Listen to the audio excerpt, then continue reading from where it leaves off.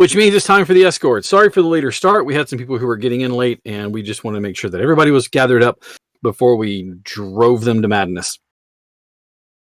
So, first of all, huge weekend coming up. This coming weekend is, of course, the Labor Day weekend. And just to reassure everyone, yes, we are having a game that Monday, which is Labor Day. So we will be here.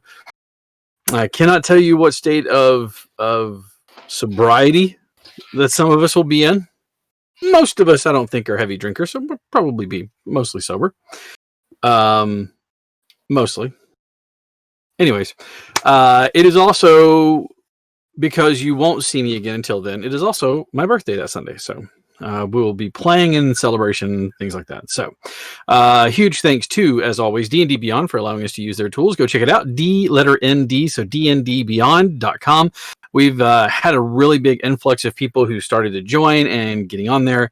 You can see there in our Twitch channel, the Beyond addition, add-on, whatever it's. I'm trying to think here. My brain's not functioning. Thank you, extension. I'm thinking about beholders and dark elves and fun stuff.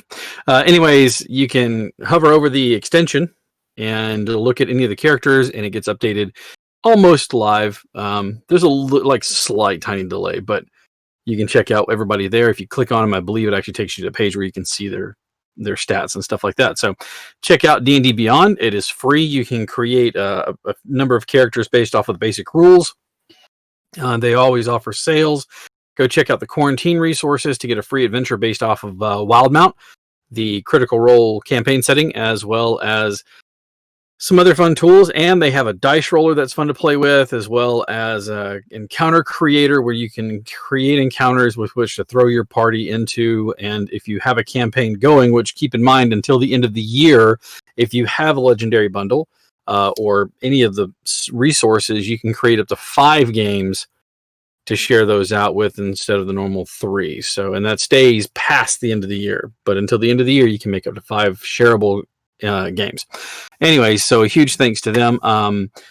If you are in the Huntsville area, we have taken our Liquor Express, the Dyson drafts, down to once every other week. So we are taking this coming week off.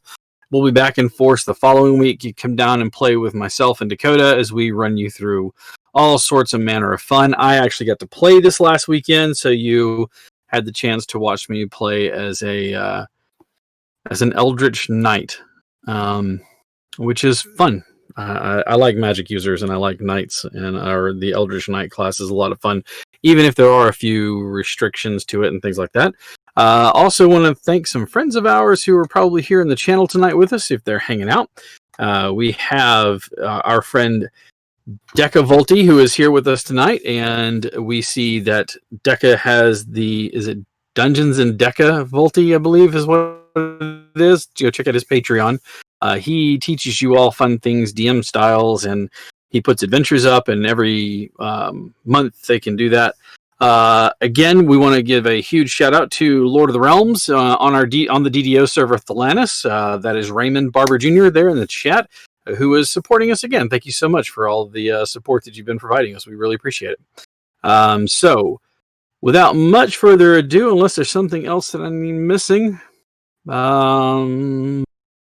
keep your eyes open for our new show on Saturdays, coming soon-ish. I don't know details yet, other than it is the Stolen Cities, and it'll be run by a new DM. So, with that being said, we're going to go ahead and kick it off. Last time they fought a Leviathan into the straits, they went, keeping the ship upright, and we are going to see that they have made it to the islands, to the archipelagos themselves. They were greeted by the harbor master, who immediately spotted Ezra and took an interest to Ezra and allowed Ezra and Tangaroa to escort Ezra into this dimensional door. When they arrived on the other side, they saw a menagerie of creatures, one of them being an Oni, like Ezra. A magical barrier was dropped. Ezra was allowed to reunite with someone that was in the other side.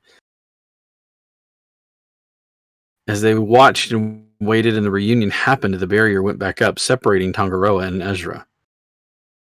Down the darkened corridor, a fangy maw with a single eye floats, eye stalks, turning and looking in all directions, gazing and appearing here and there. A beholder makes his way down towards Tangaroa. Welcome to the Escorts. On top of the ship, you can see the two guards stand there. The door disappears, cutting off the portal access that was there. The two guards stand, nod to you, and one of them simply says, "Welcome to the island. Don't make trouble." And with that, they leave, allowing you to make your way into the port itself.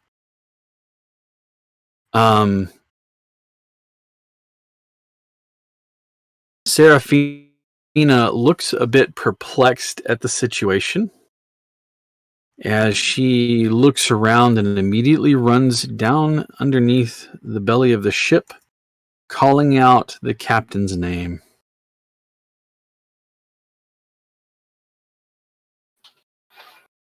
Dalt comes topside and starts looking around and asks, "Mello, where's my nephew gone? Can you tell me?" I asked him to go through a portal, and he did. They didn't let us, so no.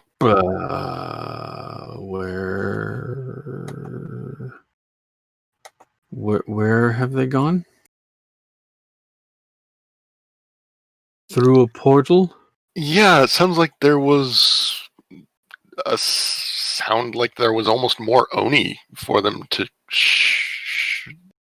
ask about. They've seen an Oni before. I don't know.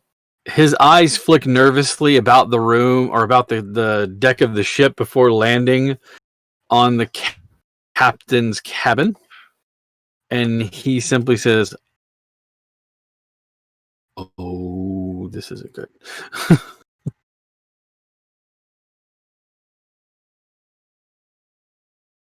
All right, hang on a second here.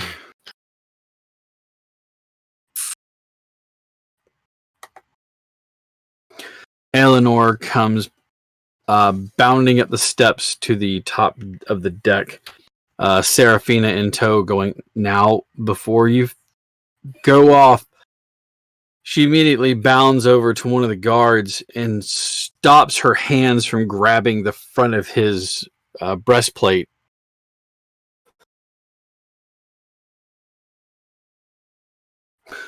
"What have you done with the Oni that was here on the ship?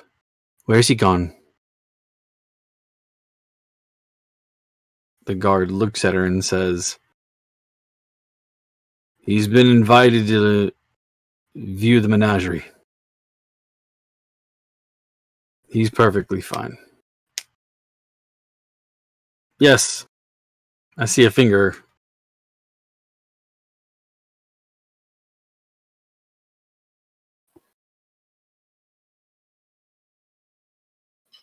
I don't think he said anything. What is going on? Am I muted? No, you're not. Good now. I'm okay. 16 insight. 16 insight to see if he's telling the truth that he's visiting the menagerie? No, to see if there's anything hidden in there, considering everyone's freaking out right now. He's trying to see if there's any kind of hidden meaning to what the guard is saying, or if there's something hidden in it. No, there's nothing hidden. There's no hidden messages or veiled words or anything else in there. The guard simply says he's visiting the menagerie and he'll be fine as long as he doesn't step out of line, and that's the flat out truth. It's not so much the guard that gives you pause. You're not sure why Eleanor, other than the fact that it's her son, but why Dalt and Eleanor and everybody seem to be acting in the manner that they are. Yeah. Specifically Serafina and Eleanor, who keep exchanging glances back and forth between one another. Satiel's like he's sitting there just ding, ding, ding, ding, ding, like he's watching a tennis match. The guards leave the ship and allow you all to exit the vessel if you'd like to visit the port. Eleanor tries to ask more questions, but they fall on deaf ears as the guards leave. Is there something we need to know? You're acting a little strange. We get into a strange city, and my son is immediately teleported out. Yes, I'm a bit concerned. He is my child, after all. He does have Tangaroa with him. Well, he Oh, does. comfort. And honestly, from what I've seen of him, there isn't much that can stop Ezra once he gets something in his head. I know, which might be the concerning part of this whole story. Fair. We don't need to remember the aboleth, right?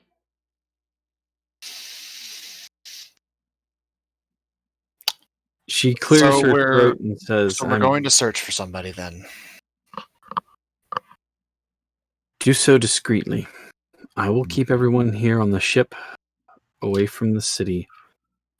The smaller group, your group, should be able to move throughout there, and if trouble does arise, I would find you to be more capable than my own crew. However, we'll keep the guns stowed but ready to fire if they need to. Hmm. Well, it's a port. I'm sure I can find some contacts. If you'll excuse me. Extra people with me tends to result in people not being forthcoming. Well, if it comes down to it, I have a pretty big gun, but I'll be incapacitated for a few days afterwards. Maybe we shouldn't try to blow up an island first day we're here. Yet. If it comes down to it. And we don't rule out just, complete obliteration of an island just for kicks, but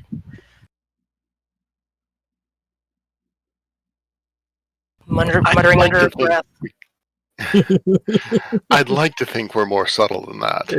Is this the turning point for Zora? this is a pivotal moment in Zora's life right here. She's like, well, it's first it's girls' night, and now this. Staria's just gonna put her hands in front of her lips and just look at Mello like, subtle. Have you looked in a mirror? You are not the definition of subtle, sir. Which is not I a can shot be at subtle. you. Not if you're looking to sneak around a city, you can't. I know it's tough to hide this beauty, but I can be subtle. That was well said. That was well said. I can't fault you for that one. He is a handsome devil. It's the fiery beard that gets them all. It's a real panty dropper. Mhm. At this point, Zasaria is just going to down the board and onto the dock. Okay. Who all is stepping off of the ship to go investigate and see if they can find their friend? All four of you? Yeah, four of you? My brain almost went five. And I'm like, wait, no, the party's not that big. Okay. Then, as you guys step out onto the docks, making your way, you can see that the port city is not sprawling. It's very compact as it sits on one end of this island like a peninsula piece. The island itself isn't very large as islands go. It has a single, like, lone mountain that seems to be on one end of it. You can see it off in the distance, what appears to be to your, like, southwest. No, southeast. Sorry. Anywhere that you'd like to start in particular, or anything that you would like to do in particular while you're here? Locate object or anything?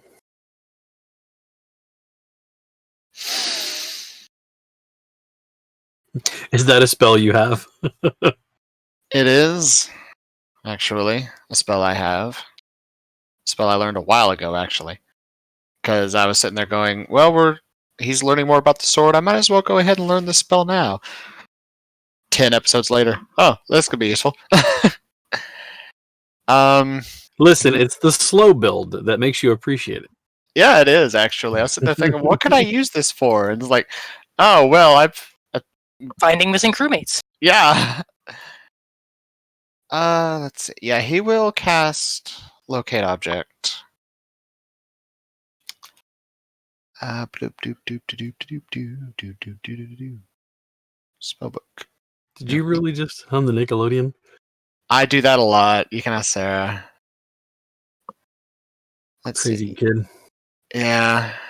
He'll cast locate object, and he will, since he's seen it, he will use it on the beads that Ezra keeps in his hair at all times. All right. Satiel knows from speaking with Ezra about his people while they were on that boat ride at one point, that is like a thing that Ezra will not part with under pain of death. Yep. The beads will not leave the hair. It's not wrong. One was given by Tonga. The other Yeah. by Rome. If you want these beads, you'll have to pry them from my cold, dead hands. Yeah, which is why Satiel's using that as his focus point. As you hone in on the magic, tuning in, you see a blip. How far away does it locate the object? Up to 1,000 feet. Oh, to 1,000 feet. Okay. Mm-hmm. A subtle blip, and then it gone, and it's like the spell. You don't like. You kind of started to get the hint of where it was, like smelling something on the air that smells good, but then it fades really quickly. Mm-hmm. You catch it, and you're like, oh, where's that coming from? And you can't trace it out anymore. It kind of comes and goes like that. All right. So the spell lasts for 10 minutes.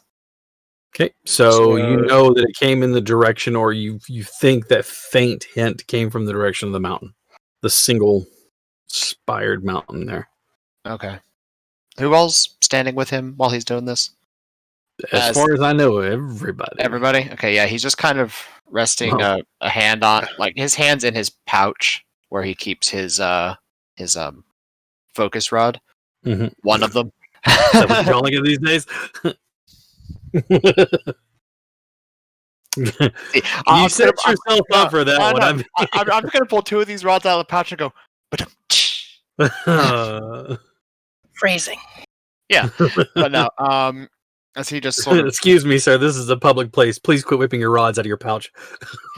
Hey, Heath. You don't have the qualifications to make these puns.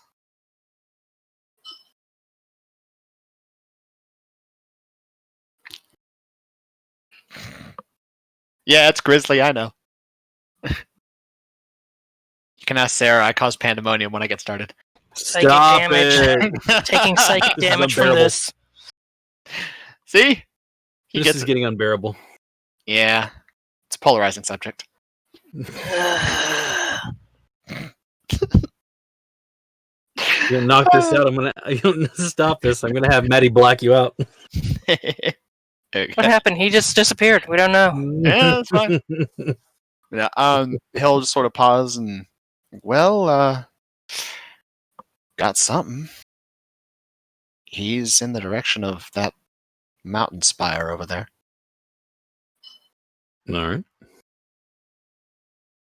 So you have an idea of where to go. We don't know the specifics of what might be there, so Zestara, you and your contacts would definitely be good for any kind of information we might find between us and there. But we kind of know a direction for where to go. Okay.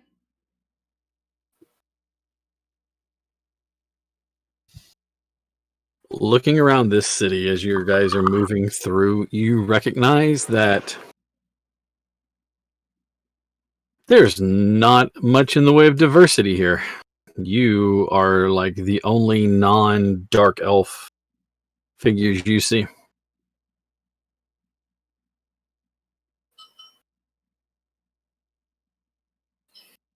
Making your way towards the direction of the mountain, the city itself seems to be built like upwards. It's compact. It's built upwards with buildings being stacked on top of each other.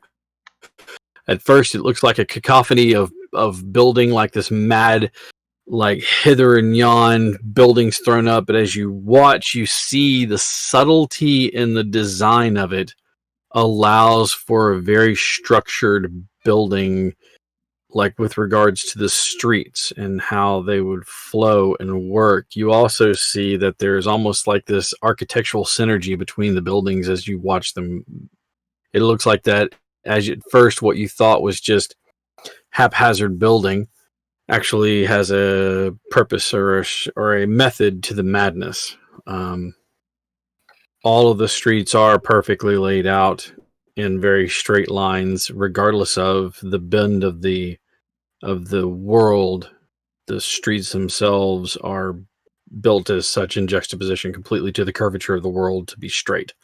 And as you realize that it flows this way, when you first get to the one part where all of the streets, you can see the cross streets and everything start to come in, leading to a singular road in the center of the town that leads up to a very large gate. It looks like it's made out of gold or some other metal, some other semi-precious metal that has this kind of an ornate twisting to it. All of it seems to be very well made. It's an artistic piece in contrast to the very scientific and very modular city.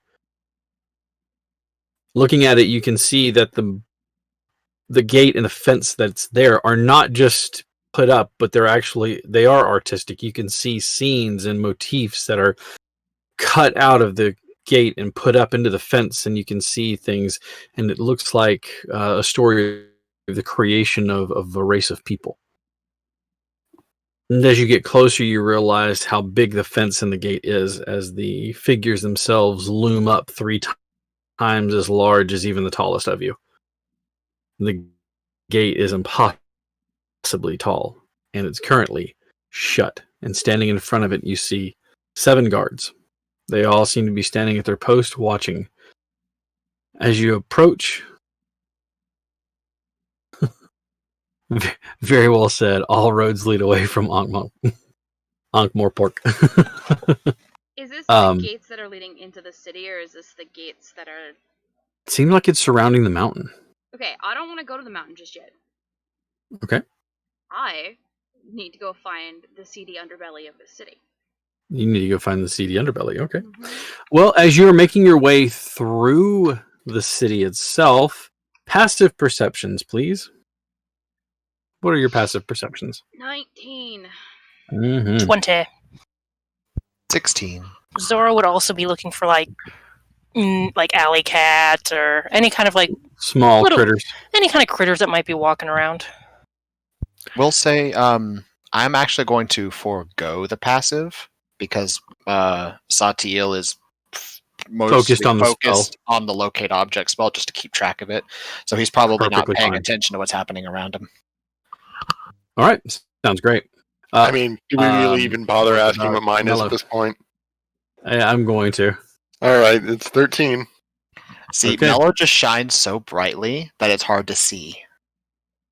It's fair. It's hard to think. His future's so bright, he has to wear shades. Everybody else around him has to wear shades. His eyebrows are on fire, and it's really hard to see too far. Ooh, his eyebrows, though. Thank you, Heath. I saw that look. Okay. I heard a 19 and a 20, correct? All right. You're looking for the less desirable individuals on the plains. Zora, you're just naturally Zora. So head on a swivel. Head on a swivel. All things that may kill me. I'm tiny human. So Zora, you notice a small contingency of individuals that seem to be uniformly, not necessarily dressed, but they have that kind of a way about them. Like if you were standing at somewhere, you kind of recognize security or officers or military. They all kind of have a like a mannerism about them that is consistent across the board, or for the most part. You can see a small group that looks to be as though they are very much used to keeping an eye on a situation. They all have the same kind of mannerism. If you could say they had the same haircut, it would definitely be the same haircut. On the opposite side of that, Zastari, you're used to recognizing the people who are into skullduggery. And so those who are following nonchalantly or keeping their eyes on someone while not looking that way, you notice that. You're being tailed by both. The nonchalant group seems to be just slightly ahead of you, moving and changing their way. The other group seems to be slightly behind you, Zora, as they keep an eye on you closely.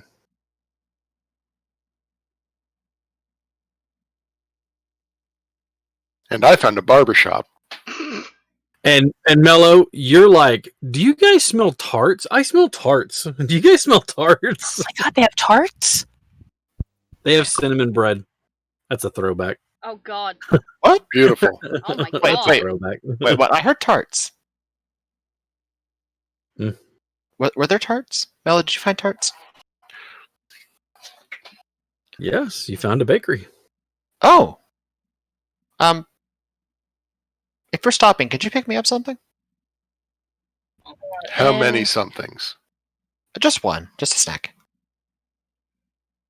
In Elvish. Well, no. No. In Elvish, you say this. In Sylvan, she's going to kind of elbow Satiel. Hmm? We're being followed. The story. Do you speak Sylvan? No. Okay.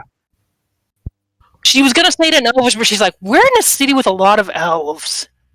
Now, Say see, if Zora knew how to speak Celestial, then Zastari would also be in on this. However, she does not know how to speak Celestial. I'll say speaking back in Sylvan, we are? She'll kind of like look over at Zastari and kind of catch her eye, and then kind of look so she's like looking behind her.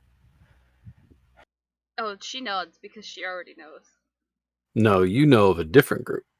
Yeah, but That's true. she knows we're being followed. She didn't say she knew by who. That's true. She knows we're being followed. So you're getting the same kind of like look, but instead of like kind of like trying to cast your eyes behind you, Zastari's casting her eyes like forward. I'd say Both? That was in common. Satiel will sort of open his coat a little bit, pull out his sort of nudge the owl out of his pocket and just have it sitting on his shoulder. And he's just going to rely on his owl for perception now, since he's focused elsewhere. that damned owl. Hey, I haven't pulled this owl out in a while. Covered in pocket lint. He just looks tiny and disgruntled, like, you son of a bitch. Oh, I see how this is. Coughs up a little dust. No, he just immediately goes and like ruffles up his feathers and then tucks his head under his wing. He's helping you at all. Keep me in your coat pocket like some kind of forgotten condom. The hell you think I'm gonna help you? All right, so why would you put that there? Zastari Garbage cans. Zastari is just going to use message. She is going to tell Zora just to keep walking as if nothing's wrong. And as if you don't know they're there. At which point she'll also follow up with, I'm going to disappear. Do not panic. I won't be far.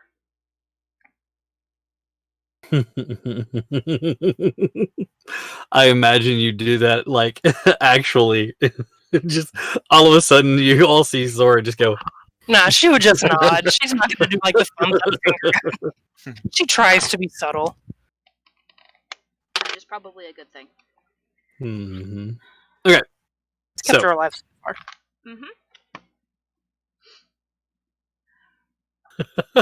Decca says, Satil, you have a lot of pellets in your jacket. Are you okay? No, actually, the pocket in the jacket is how he reaches into the little pocket dimension that he keeps Yeah. familiar, The Fae. Mhm. and then he celestial, but yeah, and then he sort of like pulls him out and just All right. So it's his pocket dimension. are you God. Are you stealthing away from the party? All right, Yep. give me a stealth check, please. I get to do this at advantage. Yeah, that's right. She wouldn't have told Satil what was happening, so no guidance. Mm-hmm. Is what Well, it is. that'll be a 19. Mm. With advantage is a 19? With advantage at a 19.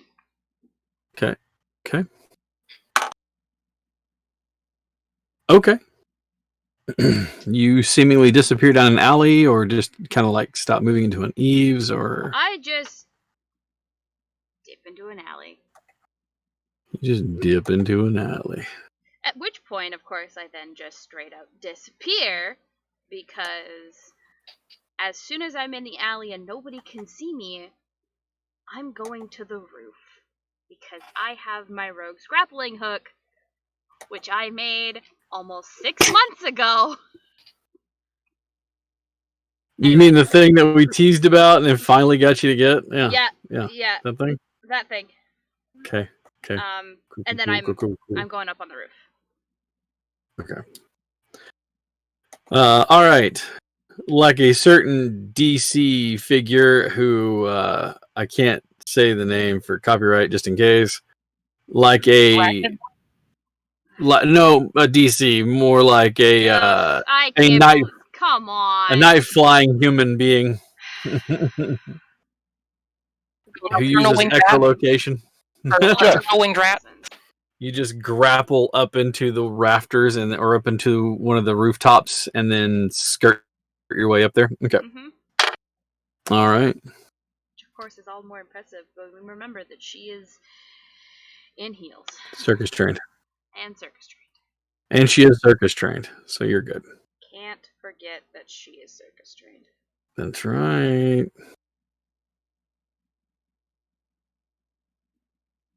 Okay. That is great. Okay. And so all of you recognize because, well, with the exception of Zora, who does have a passive perception high enough, you watch as Sestari disappears down one of the alleyways, does some kind of weird motion with her hand, and all of a sudden she goes zzz, and like sails up out of the air, into the air. Very pointedly, not looking down the alley, like, look over there. Is that where the tart smell's coming from? Where does she get these wonderful toys? All right. For the rest of you, what are you doing? I mean, just continuing. Yeah, I've kept walking. I've been looking for a place to buy Setiel one bouquet of churros. I'll take it. An edible Ella's really arrangement picking on the dad using- role. I'm very proud of this. Yeah, sure. I will, as odd as it sounds, yeah, you're actually able to find a place called Heaping Spoonful, and it is a bakery, and it is full of all sorts of delicious treats, and within there you can see a honeycombed looking piece of bread that is covered in cinnamon sugar and drizzled with honey on top of it. It is not a churro, so to speak, but like a round piece. That'll do. Buy 12 of those. Everybody's getting one. 12? Okay. Dozen. Yeah. 12 dozen or 12? Just 12. Just 12. Okay. 1 dozen. A dozen. A dozen. Okay. Sure. They sell them to you for. My camera's out of focus. Whoa. There we go. They sell them to you for 2 gold for a dozen. Done. Some of the ingredients are a little harder to come by, but apiaries aren't just like all over the island, so finding a beehive to have honey with can be difficult. All right, so with that being said, you have a dozen of these. Starry, you are on the rooftop looking around. You can clearly see the other group at this point in time, the ones that look as though they are part of some formal organization that is following behind the party.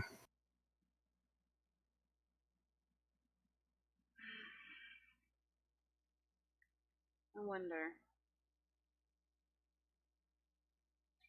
But I don't wonder that much. Curious, but not that curious. Yeah. Curious, but do I care that much? Curious with limitations. Of the 2 groups, which looks shadier? Oh, definitely the one that's forward of your group, which as you look around, you realize that they themselves seem to be much sparser than they were.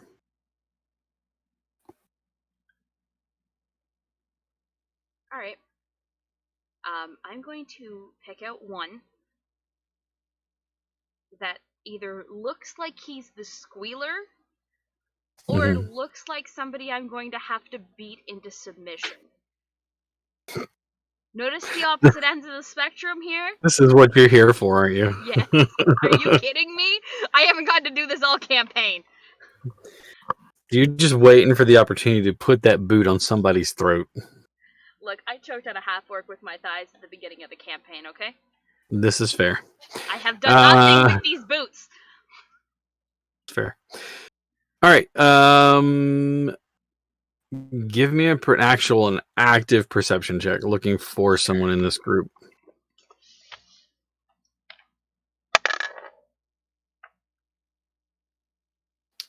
That's a 17. Okay. You do happen to notice one of them who seems to be currently like clambering to the rooftop. He's doing it with grace and ease, but you can tell that he's a little green. Oh. When he gets to the rooftop, he turns and catches your eye for a second, and had he the ability to look sheepishly and blush, he would do so. As it is, you don't get the blush, just the sheepish look for a moment.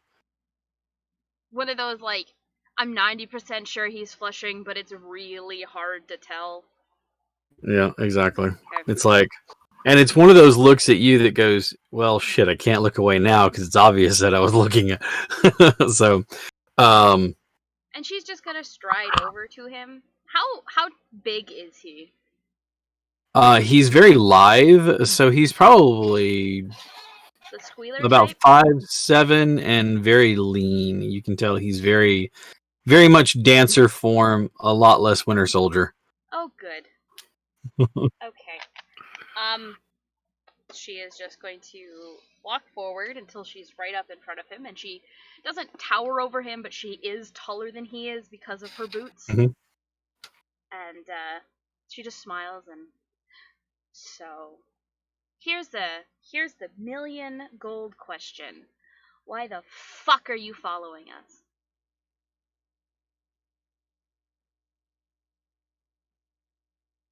What languages do you speak? I speak Celestial, Common, Elvish, and Thieves' Cant. And what were you speaking when you were talking to him? Common. He looks at you for a moment and glances back and forth and looks confused. She repeats the question in Elvish. Donnie nods, and you hear him kind of whistle, and it's very, it's actually kind of beautiful. It's just like a note that warbles in the air, almost like a bird. As soon as it ends, you feel a couple more presence behind you. You see one, you kind of look over your shoulder, and you can see one who is middle of the road. He's not, whereas the kid that you stopped is Tom Holland. It's all like, the one that you turn around to see is more Paul Rudd. Which is also not terrifying. I love Paul Rudd, but that man could And then child. and then beside him is like a Hemsworth. Thor Avengers, not dad bod Hemsworth, but Okay, so like Avengers Thor. Okay, I understand. yeah. Again, none of this is threatening. No. As a matter of fact, the one that looks like Paul Rudd, the Paul Rudd build, is what we're going to go with now. Mm-hmm. The PRB, is he looks at you and he holds his hands up and he says in Elvish, "We don't want any trouble. We were hoping that you could probably lend us a hand in our matters. Would you take a moment to hear us out?" Well, see, I got a moment, but you're gonna need to talk fast. You're currently being followed by another faction that's on this island, and we are another faction that's trying to stop the overtaking of our island from a sinister force. We just want to see if we were going to be able to help us. I know it sounds very contrived and very much one of these things you read in an adventure book, but I promise you, it's all very real. Okay, keep going. The leaders of our society are holed up in the castle. It's actually, the front side of it looks like a mountain, but the back side of it you'll see is a mini-tiered castle. We noticed recently that strange ordinances have been passed down, and ostracizing anything that comes into the port that isn't of the city is immediately to be seen by the harbor master. The harbor master then seems to gate anything that is unusual out of the city to an underground holding. We don't know where. Inside the castle, we're assuming somewhere, but we haven't been able to get close enough to see it, so we're hoping that you and your allies, being unusual in this city, might be able to infiltrate and help us wrest control from the now controlling factor. They're going to follow like drones. We think something is going on, that something is in their head and keeping them from being who they are or who they were. Okay. Now, not that I don't want to help you, but you do see the strange idea of asking those that don't look anything like you and stick out like a sore thumb, hence why we're being followed, to break into a castle. No, not break in. If you're part of whatever it is that's being going on, like you kind of just say, "Hey, I'm happy to go in there and be a part of whatever strange things you have going on." Infiltration through surrender and make it look like you're giving up yourselves to it. And the more exotic, the better. Some of us noticed that your friend with the horns and the other one were escorted off the ship. We know that there's a possibility of something going on there, but this has been going on for far too long, and some of us aren't comfortable with the way that this is taking a turn. We just really want help, and our organization is rather small at the moment. How far away is the party from me at this point? You can see them moving ahead of you. Are they 120 down feet below a away bit. from me?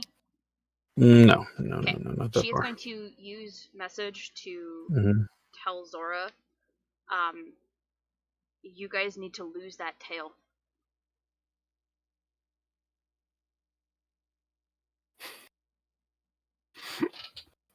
Not your tail specifically, I mean the tail of people who are following you. The great thing is, like, he sees Zora going, "But I don't have a tail." She kind of casually like run her hand through her hair and kind of point back to where she thinks the starry is. Mhm. I don't know if you know this, but I'm not that great at losing people that are trained to follow people. Right. Well, we have a slight issue. I do not have time to go through it in a message. So... Is this a girls' night thing? maybe. Oh, fuck. But greater good girls' night? As in, like, dealing with a potential sorta pseudo-aboleth girls' night? I just wanted to eat whatever the hell this churro on a stick thing was and find our friends and go back to the ship. Yeah, well, Okay. maybe all part and parcel. So, lose the tail, or I can come down with assistance and lose them for you. But I don't think you'll like the way I do it. Kind of just okay, and then to Mello and Satiel. Does she know what languages Mello would know, or I would have said something at some point. It's Celestial, Common, Primordial. right? So common it is. Zora, we need to teach you Celestial because It's just going to be like on the ship with flashcards. Like, okay, we're gonna teach you how to make all them bell sounds with your mouth. It'll be fine. she's like, I'm sorry, I just speak Sylvan.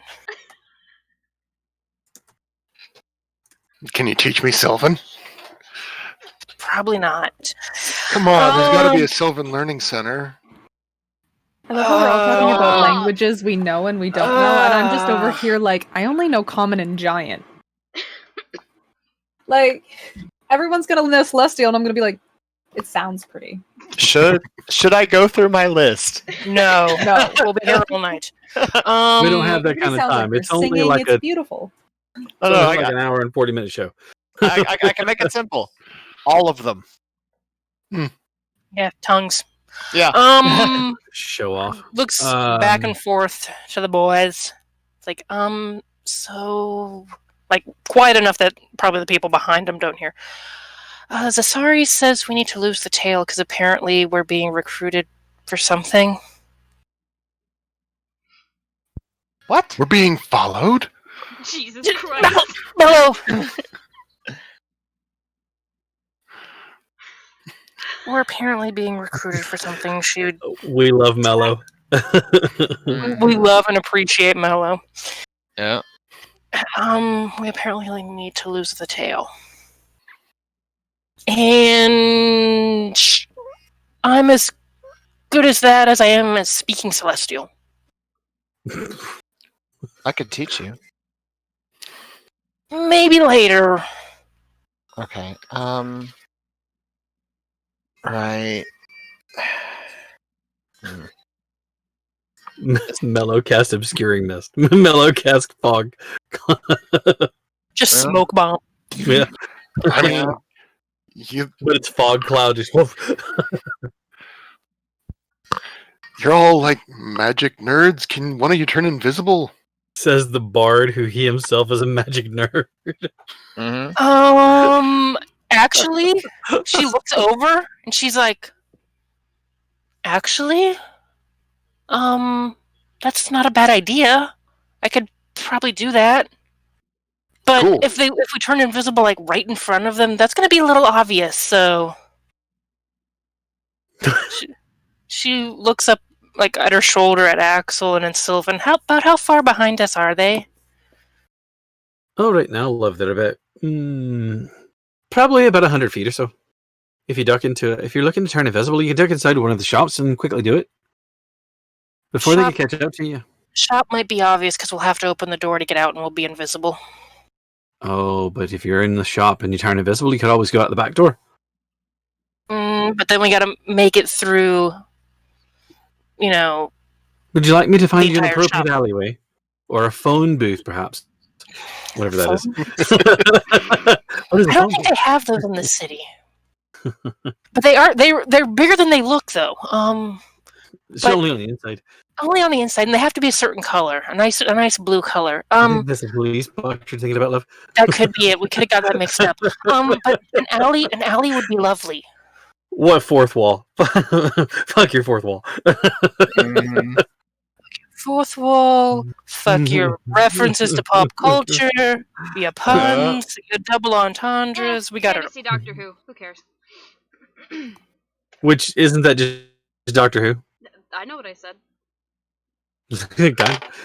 Okay, so you're gonna find an alleyway. Axel easily guides you down an alleyway. As you get to the end of it, you realize that it is a dead end. But you turn invisible. Who's casting invisibility? Meet, and I can cast it on. Oh, I just closed that window. I didn't close it. I minimized it. Invisibility at higher levels when you cast it at 3rd or higher. Give me a second. Certainly. Oh, so I can make 2 people invisible. It's 3rd or higher. Okay. Yeah. Good Cast enough. a spell 3rd or higher. Oh, I have 4th level. Okay, so I'm blowing a 4th level spell. That's fine. Warlock's like, ugh, I'm they just sure have my I'll- spells for the day. This won't be a bad idea at all. I'm sure I won't need that later. Hey, Took a nap before this. you're also Before we part have to do anything. sorcerer. Yeah, but More Not spell high enough slots for level the yet. 11. I will work better as a distraction. You two go invisible. mm, Trust me. But invisible guitar That's- solo. that's I have never don't heard never say anything go trust me. bad after you say trust me. Hey, look, let's be honest. It worked out really well when he cast Major Image and showed a Bahir and us fighting it. Just saying, Mello has never given us a reason to not trust him, besides I'm- acting like an idiot. I actually I'm have gonna- to cast it at 4th level. I only have 2nd 'Cause, level yeah. sorcerer spells, and then I have 4th level pact magic. So Ah. you have to So I cast it. have to cast it at 4th level. Although I will say you can. It says you can do up to that many creatures. It doesn't necessarily mean you have to do that many creatures. So Yeah. if he wants to get his fool ass out in the middle of the street to make a distraction, that is an option. Sorry, will have been trailing them as soon as she said you gotta Mhm. lose the Yeah, you're on tail. the rooftop, I'm you can see. assuming my 3 Avenger lookalikes are following me. Well, I mean, they don't look like that. I was just giving you a body Yeah, I know what I description. said. So before this nonsense goes any further, No, it's Paul Rudd, but he's just, Nonsense. yeah, exactly. Excuse me. Satil will.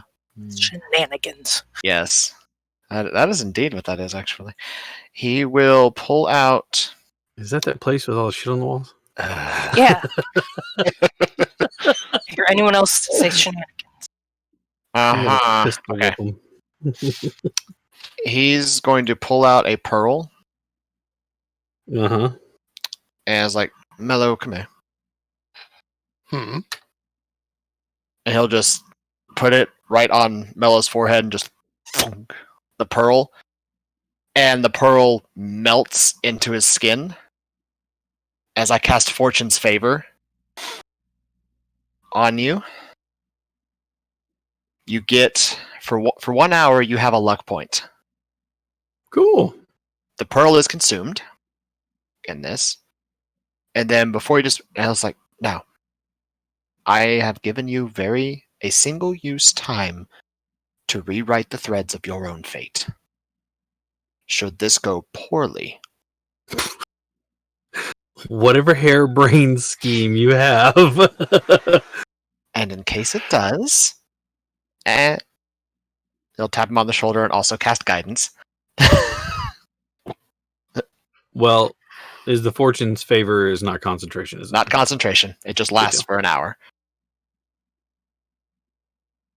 Look, I'm gonna go ahead and speak to the audience out there. Mm. Steve is a sleeper.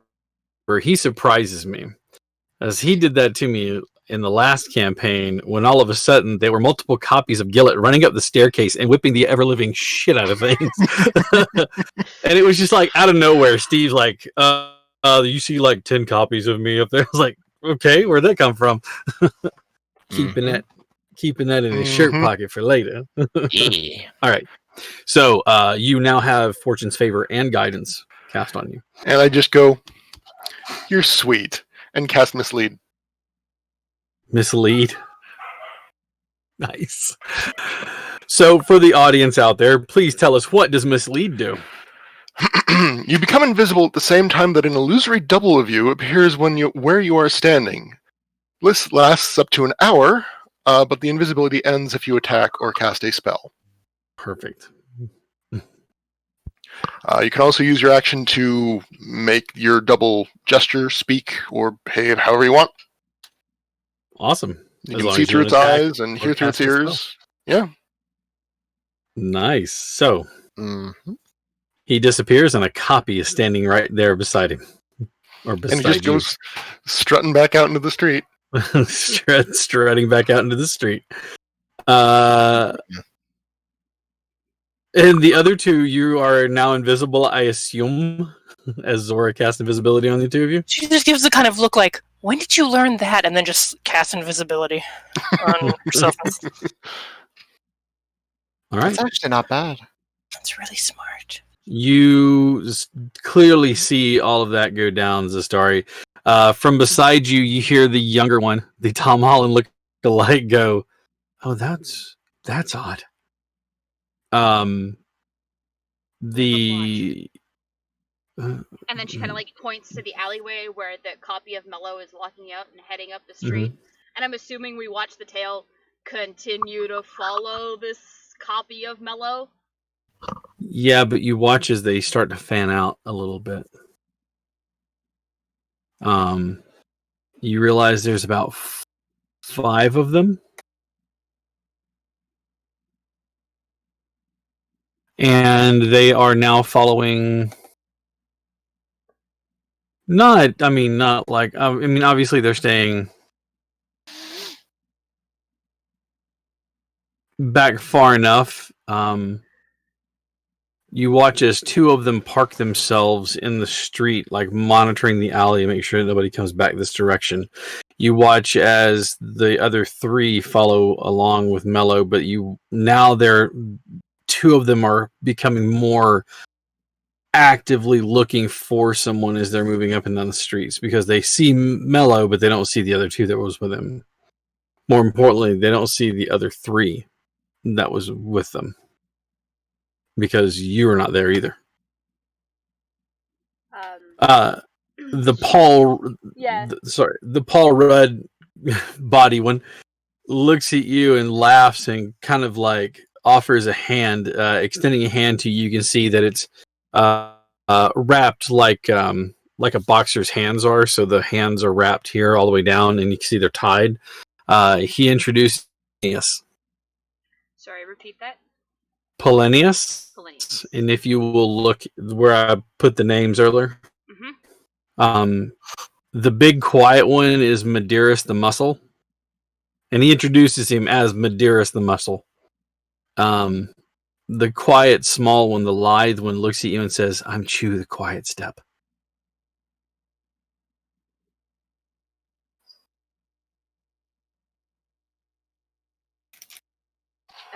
That's the Tom Holland look like. Yes.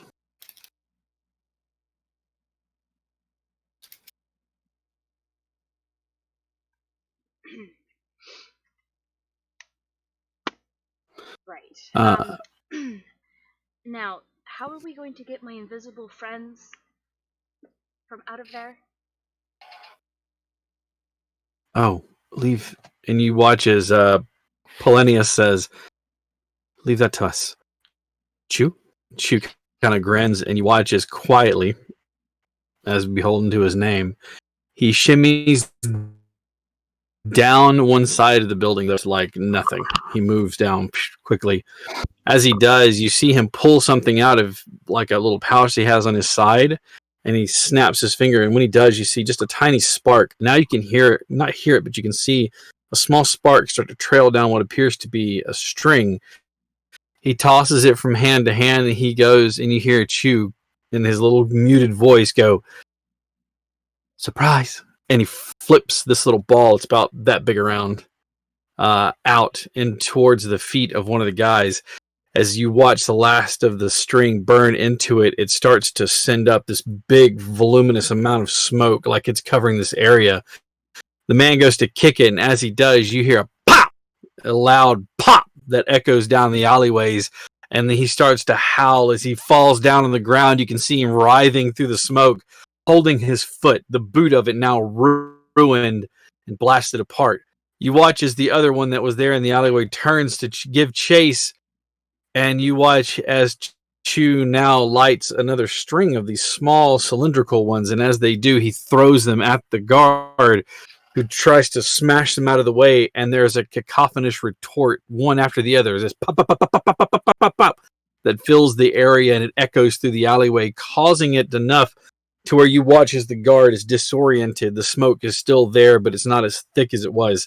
And just as quietly as he dropped to the bottom, Chu disappears down an alley with the two guards. Well, one of the guards giving chase, soon followed by another one, while his friend lays in the ground, writhing in pain, holding his singed foot. I think that might be our cue. Fair enough. Zasari will use message to tell Zora. She's gonna ask the other two first. Is there a safe house that we can go to? Sure. I'll show you where they are. Medeiros, do you want to take care of the other two? You watch as Medeiros stands up, and he's wearing a no sleeve. His shirt is has no sleeves on it, and it's more like just a leather jerkin that's stretched over him, and it's like a size medium. It looks like it doesn't quite. It's like a little too. If he just flex, it'll just throw a button and kill somebody. Yeah, nice. But he just. What's that? Embroidery that says I would flex, but I like this shirt. Yeah, exactly. No, the challenge is keeping the buttons on. Yeah. The most magical, if you ever did detect magic, it would show up, but only the thread that holds those buttons on, because that's the only thing that explains how that. You watch as he just kind of leaps down to the ground. He just drops to the ground and lands in the dirt. Small puff of dust flying up from his feet. And you just watch as he just kind of pats his shoulder and says, psst, and gives a whistle. You watch as the two guards left, since two went that way, one's on the ground. The other two turn and look at him, and he just makes a rude gesture with his finger that you're not quite sure, but you know that it gets the attention of the guard as they come running forth. You watch as he plants his feet and turns. No sword drawn or anything. The first one that comes, he twists violently at the hip and drives his fist straight out. Catches that one in the chin and just sends him up and then right back down. He looks at the other one before he can get a chance. You watch as he spins and whips his leg around as though it were driven by some force, and he clocks the other one in the face, and he goes down. Medeiros walks over and grabs the two of them and starts the front of their shirts and drags them into the alleyway where he kind of chucks them. And he just kind of starts walking off and goes, "Ooh, bakery." And he just sorts of stride over into the bakery like nothing even happened. I put something in Monday chat. That vibe is very much this character from this game I love so very much. What the fuck? Yeah. Oh my god. Oh, hold on. Buttons are doing their best. Yeah. You started describing it just like I was like, this is him. It's like Full Metal Alchemist. It's like Alex Louis Armstrong. It's Alex. It's Armstrong. He's just and all of his clothes just blow off of his chest. Yeah. Oh my. It is safe for work. If you want to throw that picture over in the Twitch chat, there you go. Thanks. Mm-hmm. It's just funny because it was just like every single button there is just you can hear the button screaming. Raphael, right? That's Raphael, yeah. I mean, seriously, that's a weapon. Just because you flex and just fire the button at somebody. What's hilarious? The most hilarious part is if you make him a war monk in 3 houses. It's like, I'm gonna heal you. It's like this dude's like, oh, heal. He just turns on, just decks this dude for like 130 damage with just instant KO. I'm just like, well, I mean, that's pretty much what happened. You just watched as Medeiros just laid the first guy out, and then just spinning heel kicked the second guy into the dirt. Yeah. We're walking. And we're walking. Polonius kind of nudges you and says, "Follow me." And he drops to the ground and starts to move forward. And he says, "Do you have a way of telling your friends to follow us?" Oh yeah, don't worry. Already done so. All right. Because she does. She lands right next to him, which the 3 that are invisible would now be able to see her. he leads you through a twisting, turning, just left and right, straight for a little bit, then turning left, and then doubling back and turning right. You're lost as you can be in this. It's, again, like I said, not a very big place, but because of the way that everything is built like canyons, it's just easy to get turned around. Eventually, you see him go through. Yeah, shut up and put your hand down. I already know. You don't have to be extra all the time. I'm just saying. No, I was going to ask, would Keen Mind allow him to keep track? No, because it's not something that he read or heard, because that's how Keen Mind works. It's things he's After seen. a while, you're going to start losing it. You're going to start losing it, though. You only Anyways, retain for a month right. with Keen Mind. So he anything you've seen he or leads heard. you through. Yeah, so you're running through a building. So yeah, you could remember the details of the building, but not necessarily every left and right that you took. He actually leads you through some buildings and out through some others, up floors, back down. The whole trip probably takes you a good 10 minutes before you wind up in front of a very nondescript building. And unlike the rest of them, it seems almost as though this one was kind of a throwback to something that was existing previously. He walks up to the door and opens it and motions you all in. As you step inside, you definitely, without even making an Arcana check, know that there's some sort of magic going on here. He reaches into his shirt and he pulls out a key. As he does, he walks up in, because you're in sort of a vestibule, and as you walk over to the other door, he puts the key in and turns it once, one direction, and then twice another direction, and then 3 times, and then back one more. And then he opens the door, and as he does, you can see inside is a very tavern-looking place. It's set up with a bar and some stools and things there, but every single person in here is a drow. There's about 10 people. 2 of them you already recognize immediately as Medeiros and Chu. Chu walks over and looks at you as though he is looking for some sort of approval. He says, "So, what did you think?" Impressive. I'm gonna need to get me some of those. Just be careful to make your fuses and not make the powder too big, otherwise you might lose a finger. We'll talk. I want to know more.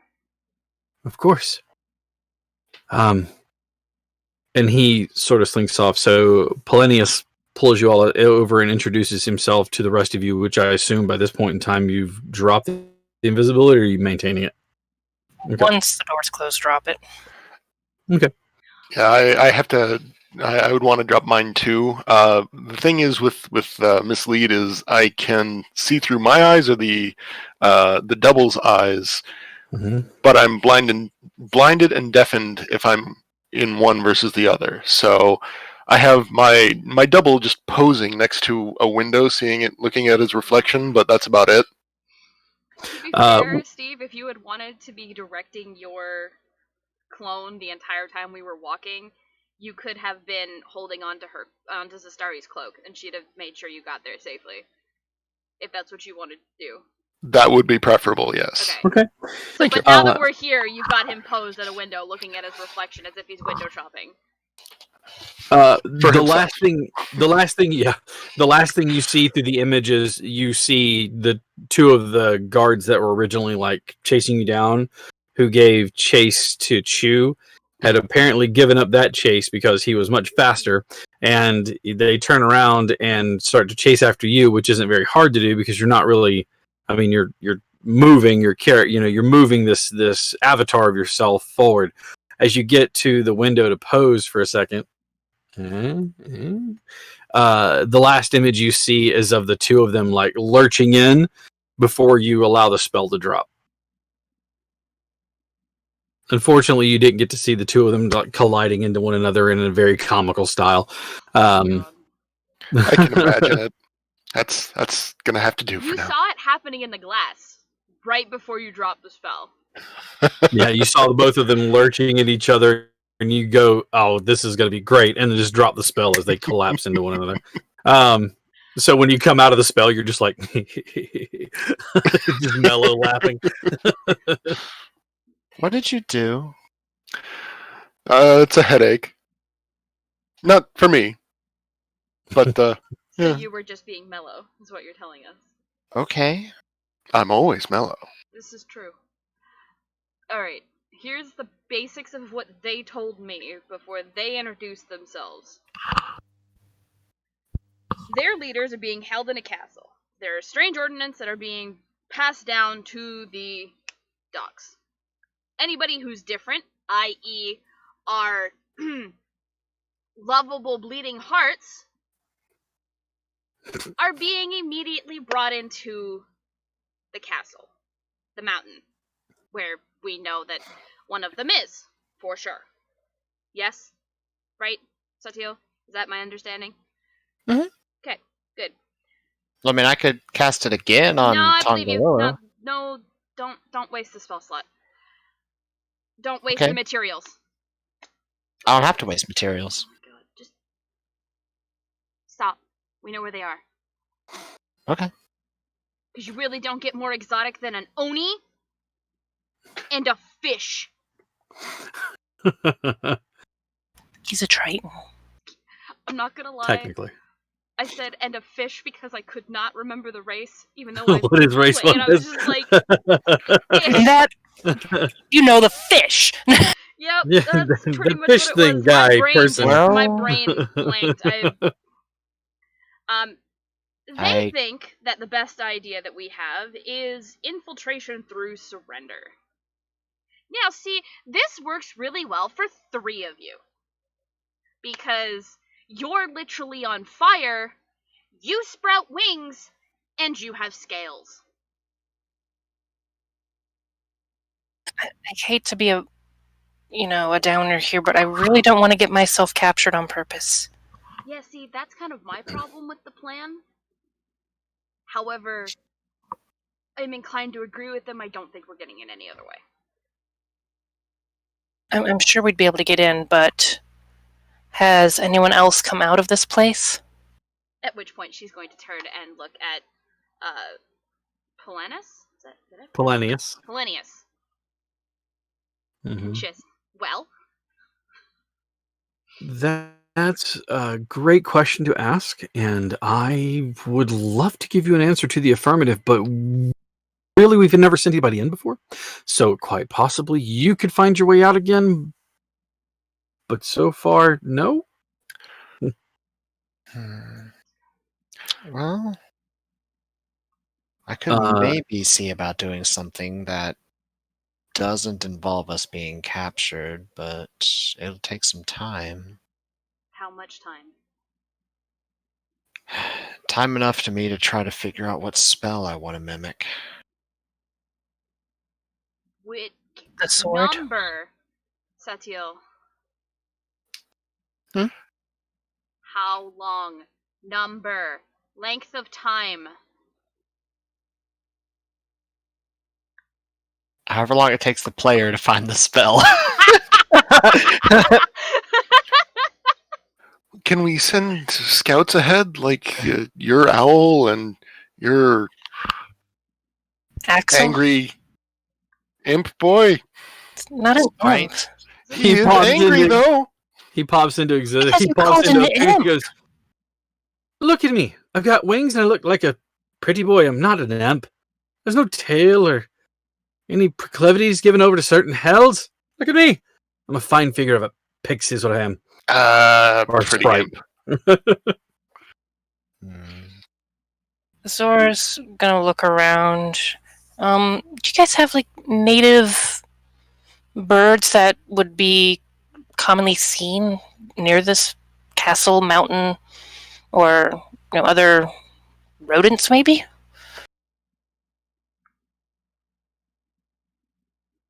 He looks around for a moment and he catches the eye of 2 more that are standing there.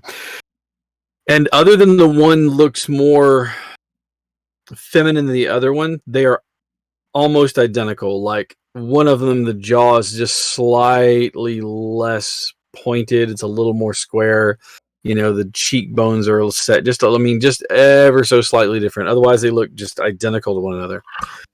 He nods over to them, and I've just updated the names of these two.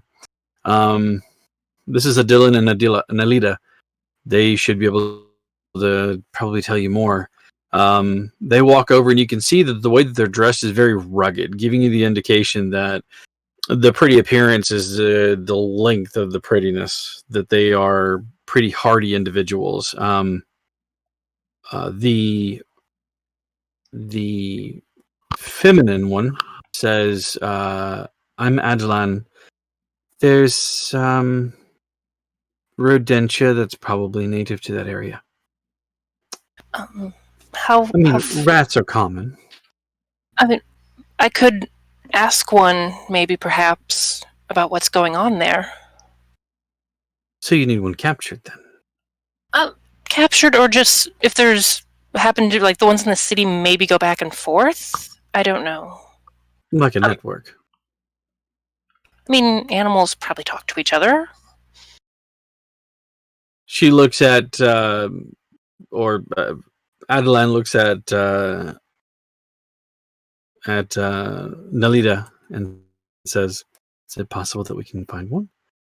Nalita shrugs and says, "Well, you'd have to give me a few moments, but I'm sure I can rustle something up." And with that, they say, "We'll be back in a bit," and they sort of disappear off.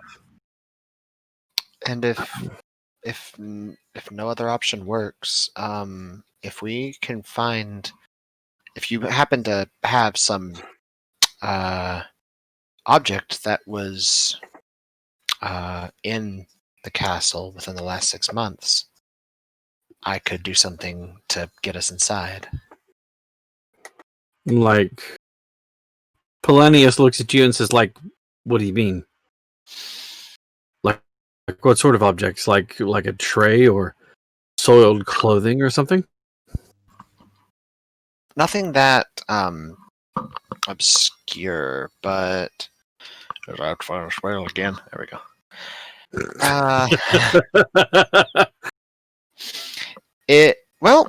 Honestly, it could, but preferably something more that's specific to an area that we need to get to. It just needs to have been taken from where we need to go within the last 6 months. It could be, say, a book or some bed linens or maybe a chunk of marble, anything like that. Chew, and you watch as Chew bounces over.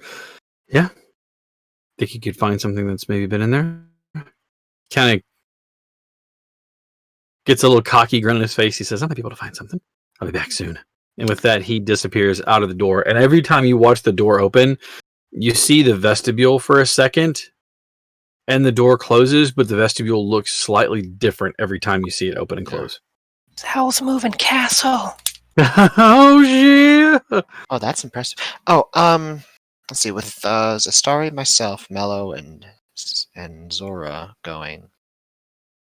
With this spell I have in mind as a last resort, if nothing else works, I could take 4 others with me. Medeiros, you hear the sound of you look over to see Medeiros, like his arms are flexed out. He's just like, "I'm always ready for a fight." It's, of course, I won't say I have any control over your people. That's your thing. But it's an option. Plinia says, I'm only the leader by the fact that they said, "Hey, why don't you lead us?" So they want to go and fight. They can go and fight. All right. I would be more reticent. I would be reticent about fighting until we know what we're fighting against, right? Probably be smarter to do some reconnaissance first. Yeah, just said if nothing else works, I could brute force a chunk of us in wherever we needed to go, as long as it. Hopefully, I should have told you that somewhere that's out of the way, that doesn't get a lot of traffic, but it's wide enough for a group of 8 people to be able to get into without mishap. We'll see what he can do. Mm. Meanwhile, you guys are hashing out what's going on. People are gathering things. You And Polonius treats you guys to a meal that is made by an older drow there, man and woman. They seem to be a couple, and they end up making and preparing food. You can see that a lot of it is what you would find in like coastal fare. It would be like almost comparable to like a Caribbean style food. Meanwhile, deep underneath the mountain, in a bank of rooms, a barrier goes up, barricading you from Tangaroa. You are in this room with an Oni who has a bit of familiarity but isn't sure. He looks at you and clumps over and extends his hand and says, "Looks like we're cut off. My name is Zen. What is yours?" Ezra? He kind of narrows his eyes at you for a moment, and you watch as his face goes a little bit of recognition. Your mom a sailor? Yes. The coral snake? Damn it. I told her not to come back here. Hell. Why did she come back? We need to... the people I'm with, we need to find an item. You know my mother? I know Eleanor well.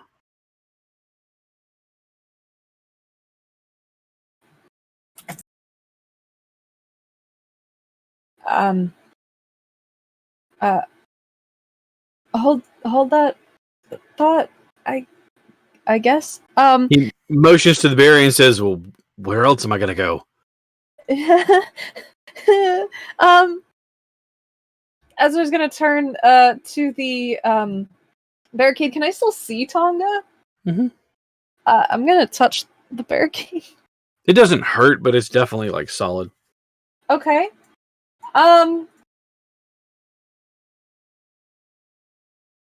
I get you wanted to show me something, but is the wall needed? Can it come down now? He'll just say it out loud because they're... A grumbling sound behind you. A throaty voice. As you watch this creature float down closer. Tangaroa, the large central eye is focused on you. You feel your stomach bottom out, and you see this thing, the multiple eye stalks on its face, on its rounded head floating. They kind of turn and regard you, but they kind of like snake out in all directions, but you watch as they all float like snake tentacles off of his head, and they're all kind of staring at you. He blinks, and they all kind of blink in unison. And it's a little disturbing. The toothy mouth is, sharp teeth inside of it. It opens up and says, "Why would I ever release you? I've got a matching set now."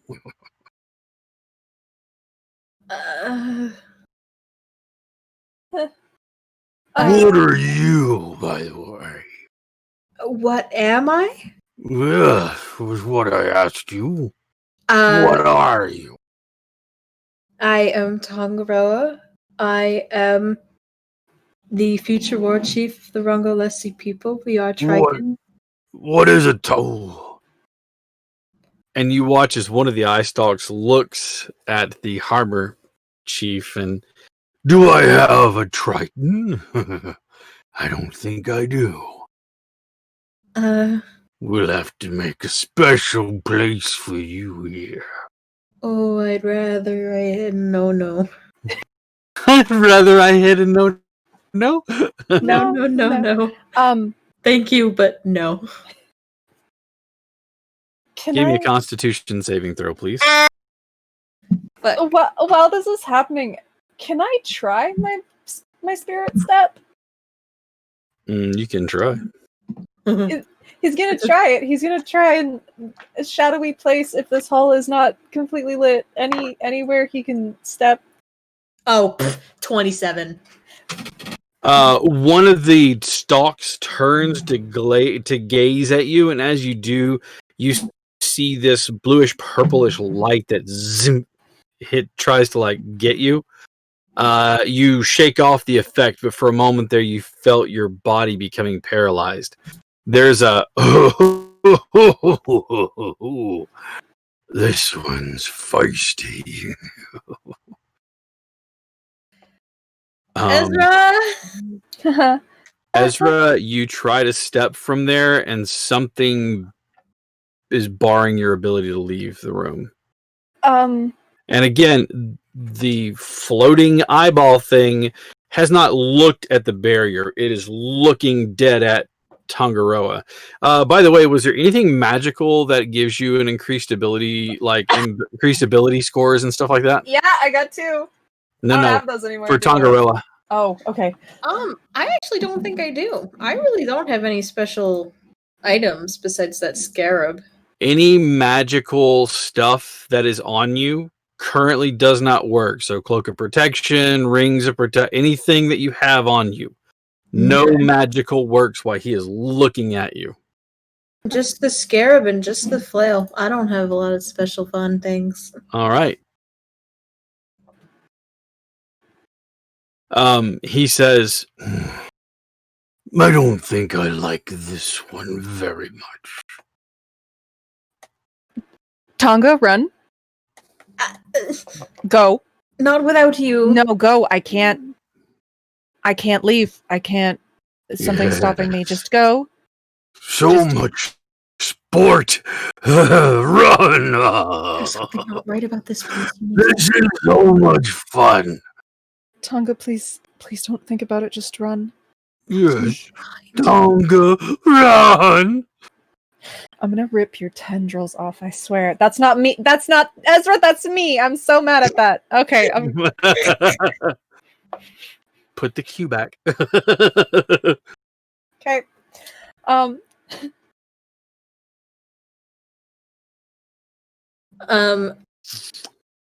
Another beam fires at you. Give me a dexterity saving throw this time. Oh, baby, you can only hit 20s so much, please. Maybe not 20s, but still, 23? No, 22? The beam strikes you, and you feel your skin hardening, and immediately you shake it off as you realize that he was trying to petrify you. You're starting to draw my ire. You see what I did there? No. Not when you can see everything, damn. You have all the Run! I know it's gonna be pointless, but can I try punching the barrier? Oh, please. Yeah, I know it's not gonna do anything. But Ezra's hoping for the best. Roll to hit. 27. You definitely do. I rolled an 18 on the die. I took out the good dice for this because I'm nervous. That is not the right die. Um, You punch it with all of your might. I even rolled an 8 on the fucking damage. 8.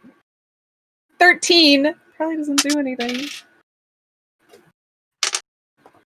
Hey, look at that. I rolled 13 as well. You take 13 force damage. Ha!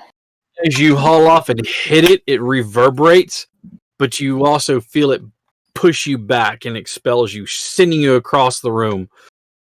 You slump against the wall, and Zen looks at you and goes, I wouldn't try that if I were you.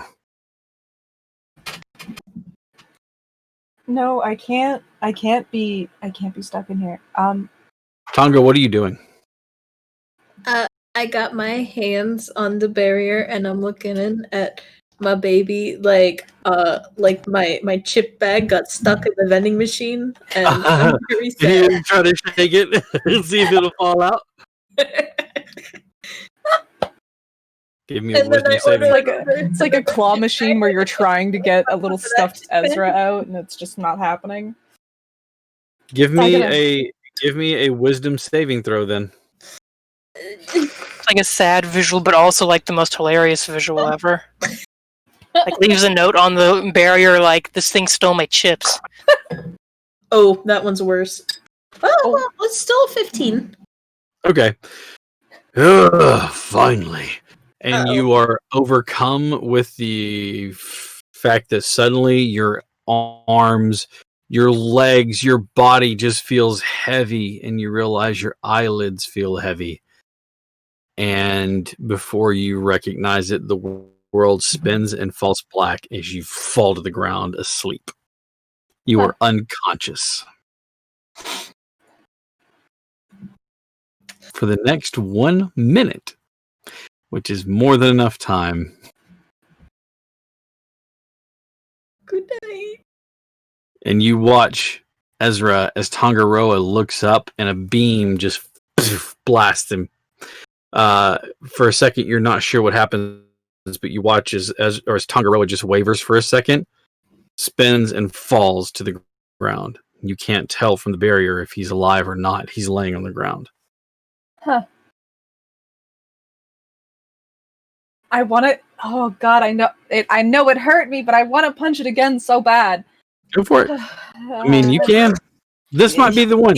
Maybe yep. that just wasn't enough. Maybe that just, wasn't. Maybe it was. Yeah. Maybe it was just Or just hear me out. You haven't learned not to piss on electric fences yet. I'm just saying. One of those two. 24. You definitely hit it. Yeah. Can't wait to take max damage again. No, I don't take max damage. 7. What is Well, it no, with actually, you never mind. rolling what I rolled? You know, I forgot. Wait, I you literally- roll separately. No, but I rolled a 1, a 1, a 3, and a 2. 7 points of damage. It's passed on from Eric to you. I promise you, I am rolling this separately from what you're doing, but it's just 44 points of damage. So you take 7 points of force damage. It doesn't send you zipping across the floor this time, but it definitely doesn't feel good. And you watch as Zen shakes his head and says, "It doesn't look like you're gonna learn. Just let it have its way." No. Several figures emerge from the dark, and you watch as they lift Tangaroa. And they lift him up and carry him away. The little floating eye thing goes with them. You watch this time as you can barely make it out, leaning against it, not hitting it, but leaning against it doesn't seem to hurt you.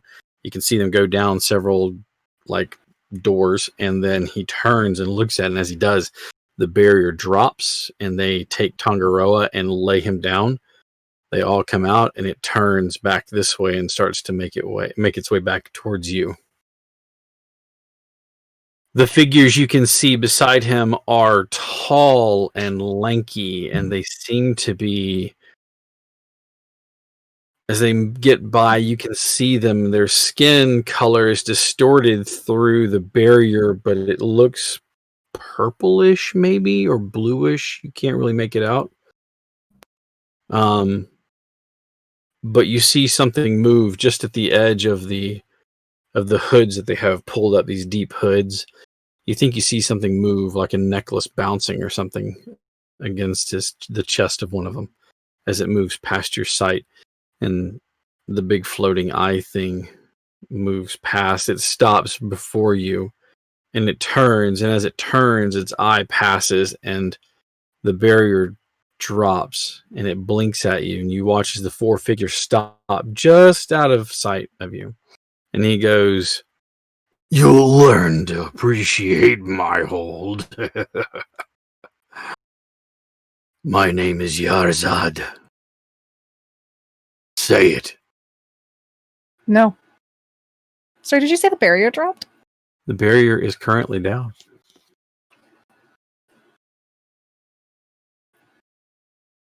This is where I die, so be it. Ezra's gonna try and go for a punch. Are you attacking him? Yeah, I'm attacking it. I don't care. All right. No magical items any of it works. None of it works right now while he is gazing at you. Okay, hold on. I don't know if it'll make a difference, but I will see. Does that include magic feasts? It's an anti-magic field. So Can I unattune to this? Yes, I can unattune. I don't know if it'll make a difference. We'll see what happens. Yes, it did make a slight difference. That's fine. Do I get all my punches? I mean, yeah. It's a nat 1 on that dice. Okay. That's a 21 on the second one and a 23 on the other one. Yeah, those both hit. Delicious. Be nice to me. You weren't nice. Why are you being mean now? 5, 10, 15, 17. Okay, 17 points of damage. Mhm. It cries out for a moment and then turns an eye beam to you. Give me a dexterity saving throw, please. Oh, good. Do I know how to count? 27. 27. A beam tries to hit you and you dodge out of the way as it slams into the ground. This beam was this black, deathly looking beam with whitish tinge to it. Hits the ground. Oh, lucky one. Now you get to see fully as one of the 4 figures that were carrying Tangaroa. One of them steps into view. The hood is still pulled up, but you can clearly see 4 tentacles draping down and moving. As you do, I need you to give me an intelligence saving throw, please. How's that going to work out? Again, no magical items are working as he's staring at you. +1, babes. Let's go. It's a 6. That's 6. It's a 6. Do I need to tell you that you didn't succeed, or do you kind of recognize? No, I get it. Loud and clear, like a neon sign. You take 22 points of psychic damage. Are you resistant? No. Okay. And you are stunned. You are unable to move as you watch. The eye stalk says, "Perhaps we need to teach it a lesson." And it turns a beam towards you. As it does, it fires once. Your eyes light up as they're huge. You see this sickly green beam. It seems to have some sort of enervating energy about it. You know that if it touches you, it could be your absolute destruction. But as though some saving grace, destiny, or something else writes it, you watch as a figure jumps in between you and the beam. An Oni. Roll a d20 for me. And like you're making a dexterity saving throw. Okay. So nat 20. I was like Nice. looking at my dice, like, is that the 15 or is that the 20? Because I will say my 20 does kind of look like a 15. You can kind of see it there. But that's a 28 if you want me to use my bonuses. I'm going to let you make a choice here and there. One of you is getting struck by this beam. Who is it? You or Zen?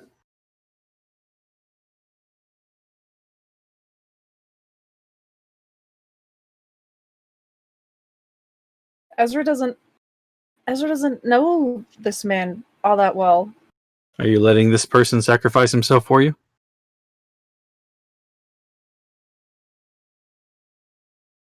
Would Ezra allow that? Ezra wouldn't. But someone else would. But is that someone else here?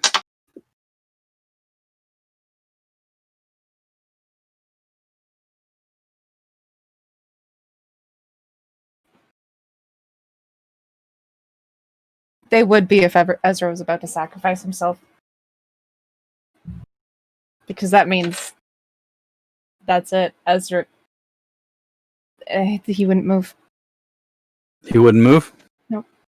As you're struck by this mind blast that has stunned you, you are powerless to move as you watch this Oni that you just met, who seems to know your mother and something information about her, jumps in front of this beam. It strikes him, and he falls to the ground, to his knees, and he stands struggling to his feet, and he looks at you, and you can see ash starting to form, and he looks at you and says, "Tell your mother that I'm sorry we only got to meet for a moment." You watch as his form starts to disintegrate and fall away into ash, and before you know it, there is nothing left of what was Zen. The beholder turns, the barrier comes back up, the mind flayer steps back, and you hear a sound of a disgruntled creature going, "Oh, I had 2 of them. My temper gets the best of me. Oh well, I'm famished.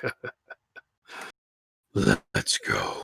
And he starts to float away, and you can watch as the mind flayers move with him.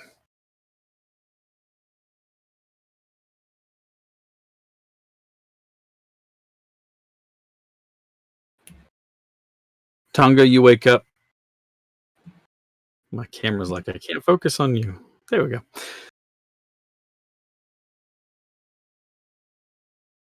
Tonga, you wake up and you are trapped inside of a small but comfortable room. A barrier of multicolors is up in front of you. You are trapped inside of this menagerie just as anyone else is.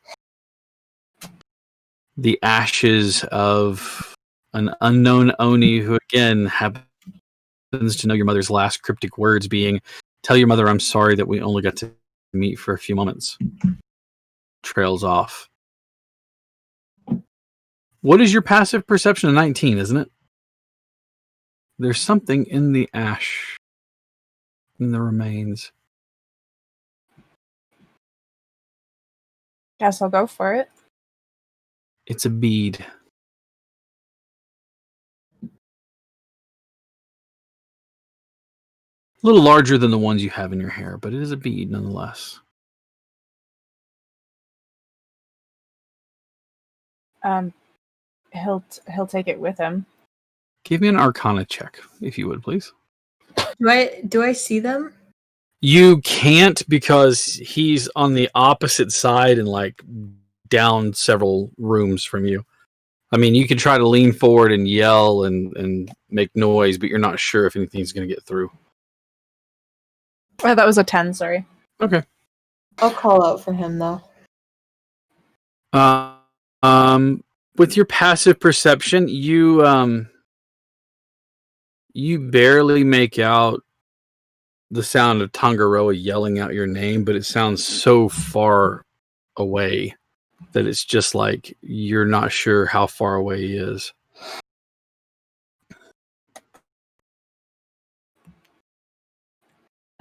Did they leave me out in the hallway or did they put me back? Because did I not leave the hallway to get at this thing? No, you like punched him, but you were still in the room. Oh, okay. Like he was there at the barrier when he turned his eye and dropped the magical field because of the anti-magic thing, and you just reached out and like boop, hit him right in the eyeball. And that's whenever Mind Flayer boy came in and said, and you were all like, well, if I was actually, if I wasn't, okay, wait, I don't mean to like backtrack on this now because Zen did get hit. Would Zen have been able to get in between them if Ezra was the one in between the door and the Mind Flayer? Yeah, because If you're I not was like stunned. you're not like hugging up against him. You're not pressed against the beholder like this. Why? I can't give him a hug? I mean, there's room between you. Yes. I mean, Well, I was he going. doesn't know you that I well. was He's not going into up you and that punching much. him. That's why I was asking. Sure, but again, keeping in fact that you know how 5 feet looks in combat, right? Yeah. Okay. Yeah. Okay, Yeah. So That makes yeah, sense. I mean, your figure isn't 5. You're not a cube of 5 feet. Yeah. Your area of influence is 5 feet around you, so there's room Yeah. for somebody to interpose. That's how people can move through allies in combat, is because that room isn't taken up solidly. There is like you can move through it. It is not a consistent volume. There you go. You're not a cylinder filled with water that is 5 feet. But by what if I 5 want to feet. be? I mean, if you want to be a gelatinous cube, we can figure out how to make you a gelatinous cube. My friend Carl played a gelatinous cube, a baby gelatinous cube in a campaign. It's really Or cute. in Don't a give me one-shot. ideas. Listen, he had a wireframe and cellophane, and he had it on him, and like with a cushion bottom, and he had cut a hole in the cushion and put it there, and so it was like a little foam piece, and then the wireframe came out of it. And I've got a picture of it somewhere. I've got to find it for you guys, and I'll post it up. But yeah, he was a baby gelatinous cube. It was great. Okay, so the barrier's back up. I can't move. I have the speed. Okay, that's fine. Oh, you sound angry. He turned to ash. Can I pick that up? You can. I I will. mean, he's definitely not going to try to stop you. True. Too soon? Pocket dad. Pocket dad. Just throw it at the beholder. Dad says hi. My father sends his regards. You killed my father. Prepare to be blinded. Prepare to get some grit in your eye. I wanna try and make it Jesus, back you're to silly. them. The barriers are up. We can't. You cannot exit through the barrier. I'm sorry. I mean, you can try to punch the barrier. There's not even a little bit of ash that was on my side. No, you're in a completely different room before this all happened. You fell asleep and they moved you, and then barrier went down and punching happened. And then dad poofed. Zen exit. All right. After several minutes, and closer to an hour for Chew, but all of the parties return, you can see tucked into one of the jerkins of the twins a small rat that appears to. Then you can see Nalita is feeding it a little bit of cheese or a little bit of cracker and bread here and there, and it seems to be happily, in his coat pocket. Yes, I can make mouse noises. Sora will give it some of the not churro. It seems to happily squeak at you. And using speak with animals, should be like, "Hello, sweetheart. Hi. I was wondering if you could help me and my friends out. We're looking. We're new to the city and we just have a couple questions." Hungry? Feet? Absolutely. And she hands him over some more of the not churro. What need? The big mountain with the castle. Have you been there? Nest. Big nest. Yes. A big nest. Yes, big nest. What lives there aside from you? Mini two-leg. Two legs like me, or different two legs? Two-leg like them. And he kind of like whiskers over at one of the dark elves that are standing there. Has anything else moved in there recently? Yep. Oh. Two-leg with snake. Two leg with snake? Snake face. A snake face. Oh, that's Two-leg interesting. snake face. No, what? Go ahead. You're muted. Well, I can't hear you anyways. What the hell is Discord doing? There we go. Is Zora speaking out loud or just Yes, but it Would we sounds like speak with this. animals? fair enough? Okay. I didn't know if she was talking in Sylvan to it in a No. way that it'd be able to understand with the It is spell. literally Rat to rat. Rat to rat. Got it. Okay. That's why I went. That's why I started to talk and I went. Never mind. She's like, it's like Yeah. she's pish-pishing at the rat. yes, it literally Zora's going, and it's going.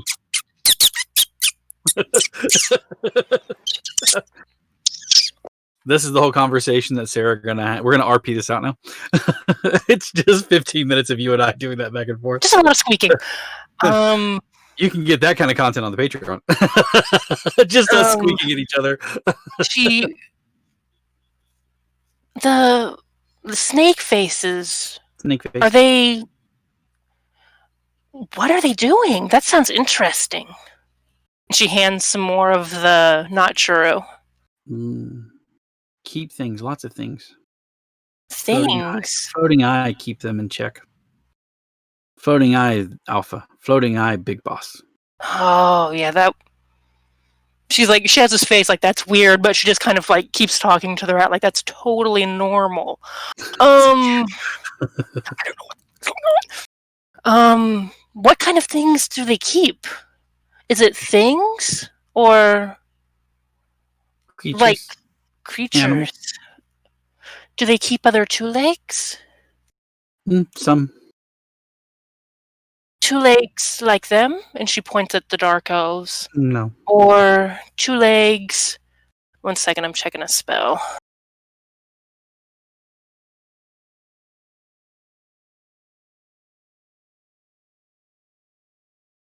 I thought I had that. I do not. No, I thought I had it, but I do not. Two legs. Do they have any two legs? And she motions like big horns. Do they have any two legs like that? Yes. Really?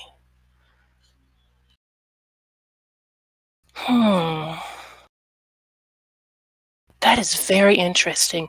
Thank you. Thank you so much. Do you know, are there easy ways in and out of there for two legs? Like through tunnels like you would have? Burrow hole. Make a hole. Burrow a hole. Two leg go in. I'm not really good at digging. Did other two legs make holes to get in and out? Many.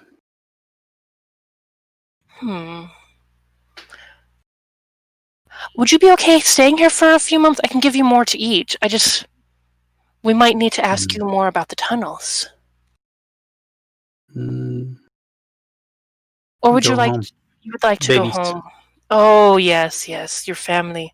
Okay, I will have my friends here take you back, or if we set you in an alley near here, would you be able to get home safely? Alley. Okay, absolutely. Okay. Looks up at. You can't hear it, but I'm playing the coffin dance on YouTube in the background, listening to That's this. no. Who had the Babu rat or adult rat? That was Dylan or Nalita. Sorry, Nalita had it. She looks up at Nalita. Would you be able to just put him in the alley? I think he's told us as much as he's aware of. He said he'll get home safely. He has a family he needs to go back to. Nalita nods their head up and down. Yeah, we caught that. Thank you. Let me show you this. Oh, you understood as well? Mm-hmm. Oh. Then I won't have to explain it to you, but I don't think anyone else caught much of that. No, I would assume they didn't. Okay. All right. Nalita disappears for a few minutes and then comes back, and you can see that he's. They look really concerned about the situation. So what'd you learn? There's two legs in there, like our new friends here. Uh-huh. And there are also he said snake face two legs, as well as a floating eyeball. And the floating eyeball is in charge and collects things. People, Onis. Is this room soundproofed? Polonius looks at you and goes, "Why?" Just is it? Don't. It's in a different dimension, so yes. Okay, good. Fuck! That's. I'm taking that that's a bad thing.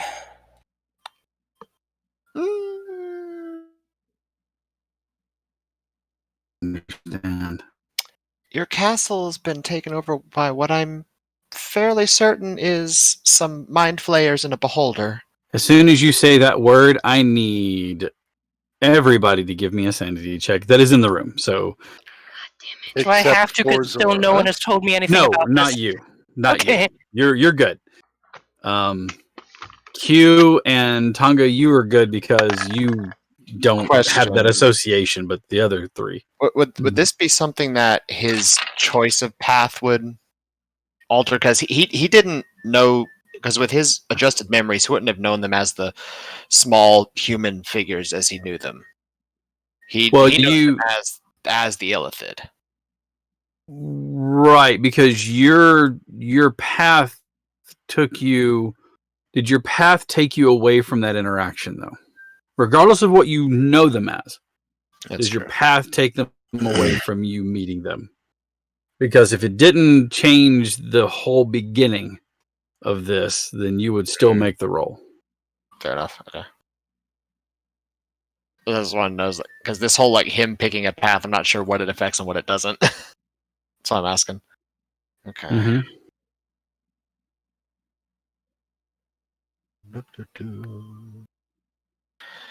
Natural 20, that's good. Yeah. So How'd you do, Mello? It's a 23. 13. Okay. How does the story do? 11. Okay. You're actually okay. All of you are fine. For a moment, the conflict of what you had in mind versus the description of the Mind Flayer, but you don't really remember that name being said. You remember the name of an Illithid. But knowing now what you do, you have an association, even if it's distant, of those two words, and there's just enough there for you to go, oh God, and have a memory flashback to that point in time where the curtain was drawn and nothing was known, and that they controlled the curtain, and all of a sudden your mind kind of clashes with that, but you're able to maintain your consciousness and your sanity as your brain replaces or kind of explains that must be something different than what it was there before. Although for a second there, your eye kind of twitches and you get that little pain behind it. That happens. You're like, Polonius and his crew are looking at you all kind of with questions, and they're like, I take it these are dangerous then? It made Satiel say fuck, so I'm going to go with yes. Yeah, that's a good point. You have 8 faces looking at you right now that aren't familiar to you, going what are we looking at Satiel going, what are we facing? A lot of unnaturally evil creatures. A beholder is something that can just, bad for all of us really, just shut off magic when it wants to. And has a lot of eyes that shoots various things. I don't know what they all are, but I think one of them is disintegration. Hmm. One of them is conveniently just labeled Death Ray. Yeah. Yeah. One of them just no. I think This is the FU button. I think some of them are also control effects, like putting something to sleep or paralyzing a subject or charming them. Maybe they're a common colloquialism for them is eye tyrants. They like to go out and rule and have subjects and just do whatever the hell they want and kill and potentially eat those that disagree with them. Wait, the eyeball can eat things? Well, it's Eyeball with a mouth? yes, That actually. sounds terrifying. Though it's not so much the eyeball itself has a mouth, it's just a big eye in a floating spherical body that has a bunch of tentacles with eyes on the ends of them that has a mouth. That Doing- doesn't make it any less terrifying. Okay, You wanted me to explain this. I'm going to. you need to shorten explanations. No, not for this, I'm not. We don't need to know that an eyeball has teeth. Yes, but Could bite it. No, Oh. no, here's you the do not bit. need to know Although, this. And Zzz. All those tentacles that have eyes on the end of them, they can fire independently too.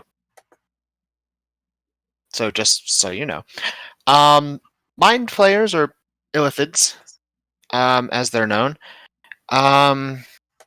they like to, from what few studies I managed to gather, they're all about domination and controlling people's minds and occasionally grappling you with their face tentacles and breaking your skull open and eating your brain.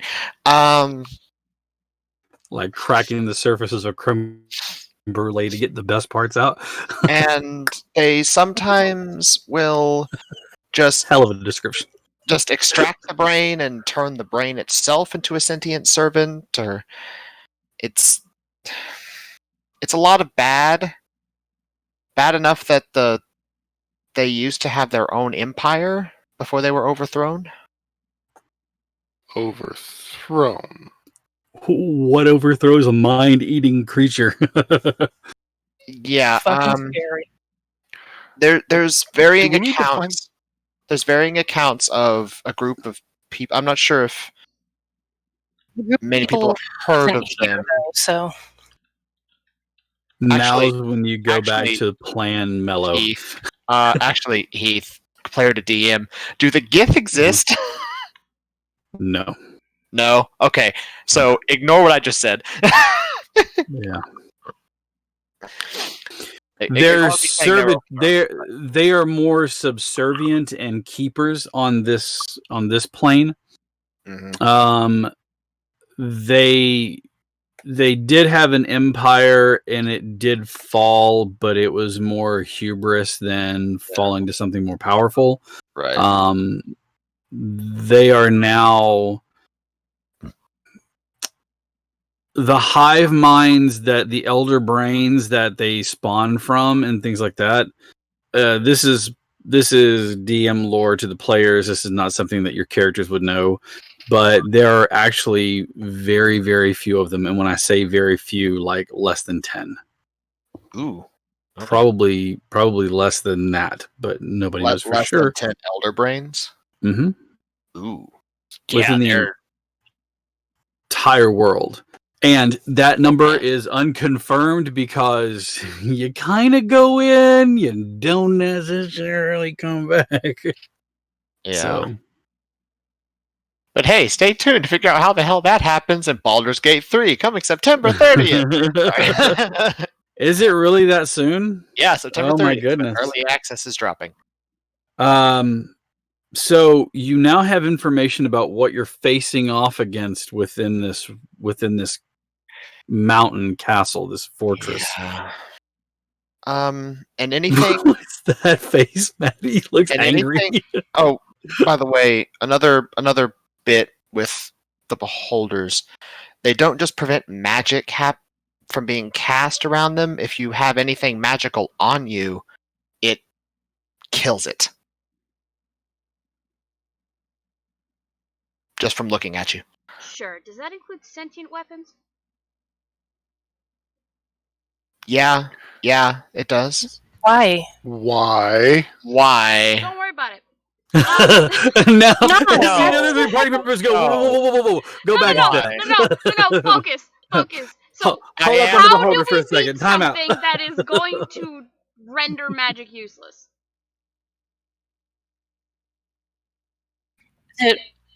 all magic, or does it have like a condition, like All. it has to be looking at you, or It has to look at you. You have to be caught in the cone of its central eye. And it can choose to turn it on or off as it wants.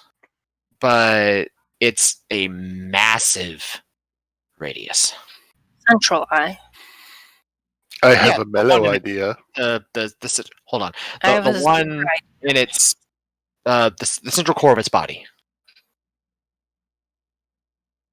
Its primary eye, I suppose you could say.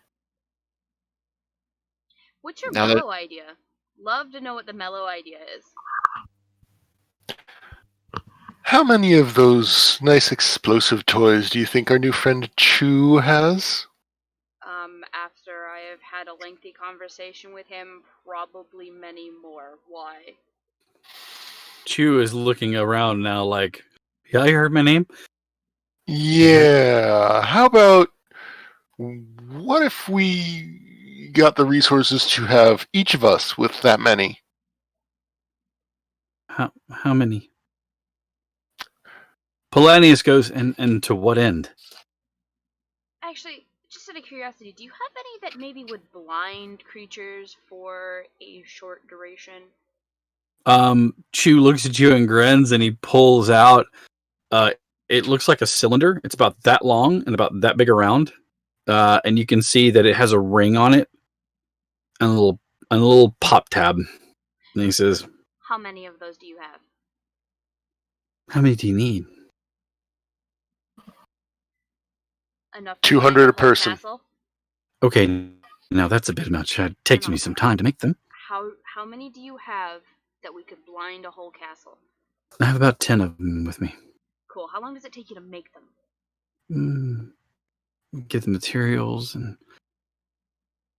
take me a couple of days to make that many more, like 10 more. How many people can we blind with just one? Well, I mean, if there's a room full of people, a small room full of people, you can, like say the size of this tavern room right here that we're in, you could catch all the people in there. It's just basically a loud bang and then a flash of light disorients them for a few minutes. Need to blind a bunch of people or one giant floating eyeball? I mean, yes. He kind of looks at it and kind of gives it a toss and goes, I guess there's only one way to find out.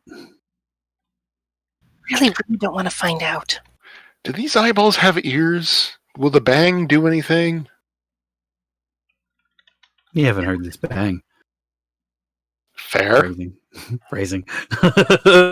Now I'm just picturing a beholder with like giant, like sticking out to the side ears. big elephant-sized ears with the eye stalks. Oh yeah, because they don't look ridiculous enough. let's add a few more facial features to this guy. Let's give them a nose. They don't have noses. Could you imagine a beholder with a nose? Let's not. Yeah. Smashing. Do you The big one is smashing. Do you have the materials to craft more now? Not to make the same amount, but to craft more. I could craft about 3 or 4 of them. Okay.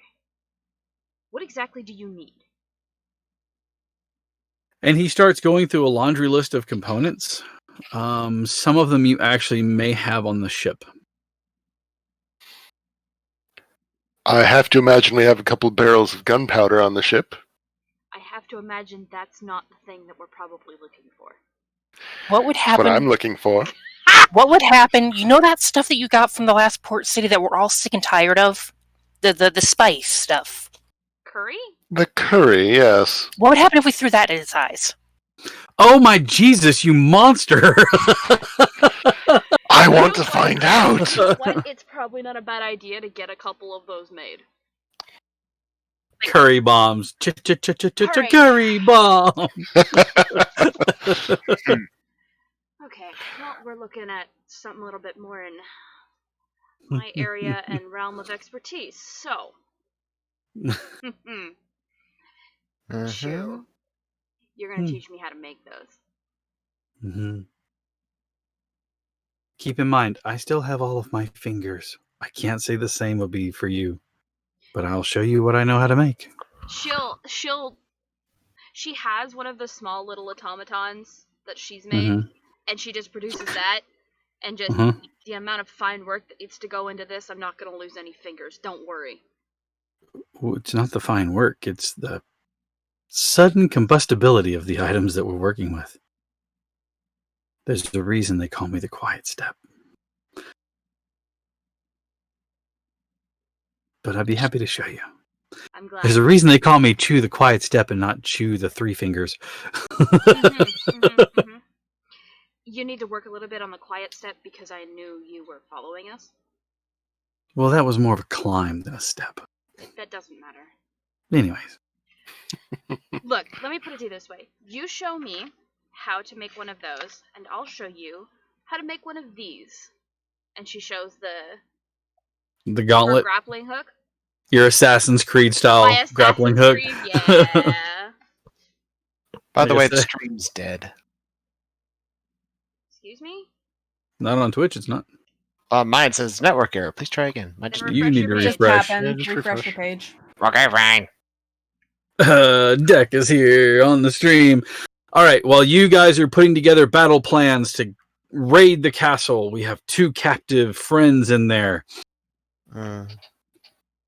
We'll come up with more of those plans next week. I do want to say, while all this is happening, I am going to pull out the thing I got before we left, since I had the gold for it, the small little 1,500 gold ivory statue of myself. And since it is a material component that I have to have for this, Satil the Conceited. Yes, go ahead. as I have to use it to cast contingency, Okay.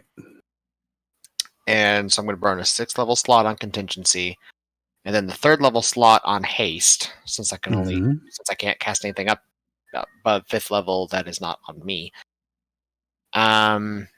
Condition is next time I activate the Blade Song, haste will also activate. Okay. So the next time you activate Blade Song, haste will activate. Mhm. Okay, you got it. With that being said, next week on the Escorts, battle plans will be laid, and a fight, I'm sure, will break out in a prison.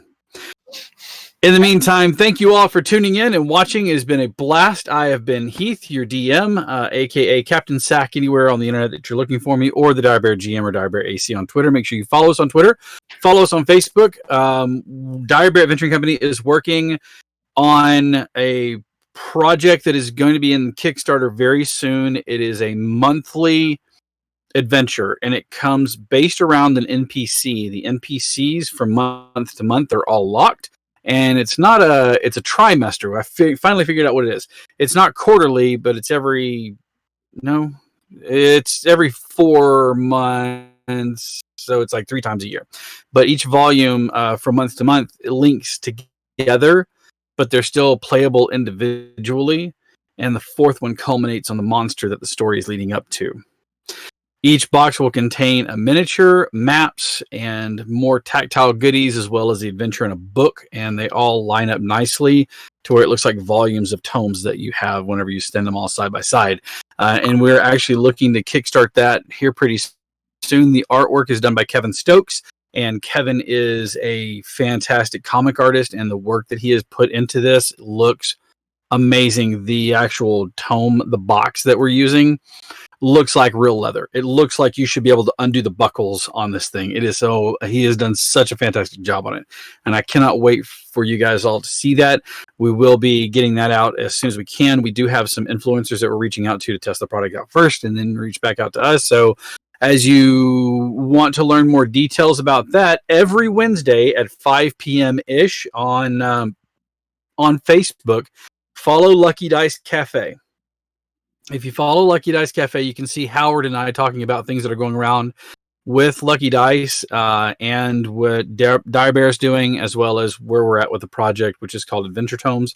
You guys can check all that out, and it's about a 40-minute little live stream that we do every week. So make sure to follow Lucky Dice Cafe, follow Direbear Adventuring Company on Facebook, so that way you guys can see that stuff. And again, my name is Heath. I am your DM. You can find me on the Twitterverse at DirebearAC.